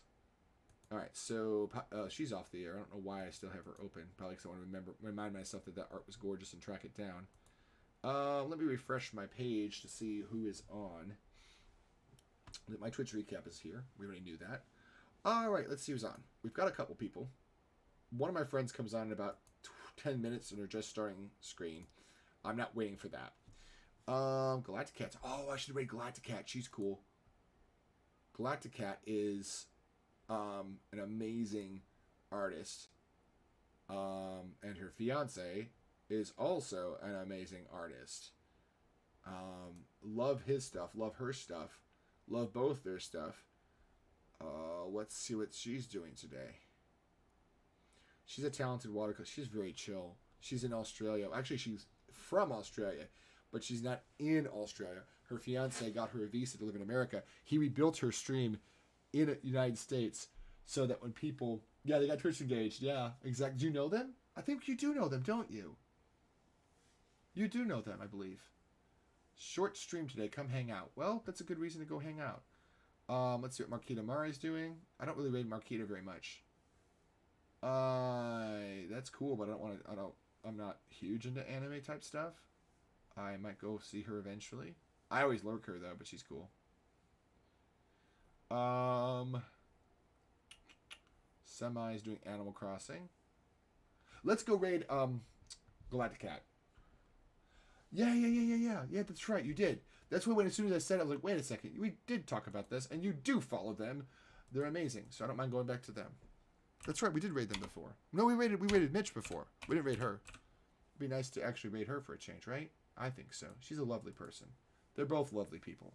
Both of them are lovely. I know I keep saying lovely because it's true. If anybody's still lurking, it's a lovely place to go. It won't be loud. It won't be chaotic. It won't be filled with heavy rock music going, let's go. Yep, you did. You did. You did. You did. You did. Shame on you. Shame. I'm just kidding. I don't care. I don't care. They're both wonderful people. Creator dashboard. There we go. That's where I get to lurking. You think it's awkward now? Wait till you watch my VOD and there's no music there either. The whole stream, not just now. All right, Galactic Cat. I follow her on what do you call it? On TikTok. And I still haven't seen much of her videos. Guys, their story is amazing. Yeah, I'll have to. Yeah, that's cute. They're just too wholesome. Like, that's the wholesome content I didn't subscribe for, but I'll take anyway. All right, guys. Tomorrow night, working on this as per normal. I'll be continuing to work on this drawing Wednesday night, 8 p.m. ish. It might be a little later. It might be a little bit earlier. Just depends. I need to get this done. The goal is to get it done in that time. Love you guys. Oh, I gotta go my ending screen, don't I? I did make a transition in an ending screen for purposes. Guys, I love you. Thank you for the support. Thank you for the raids. Always makeup. Thank you for the raids. Podunk and all the wonderful people. Love you. I'll see you soon. Bye.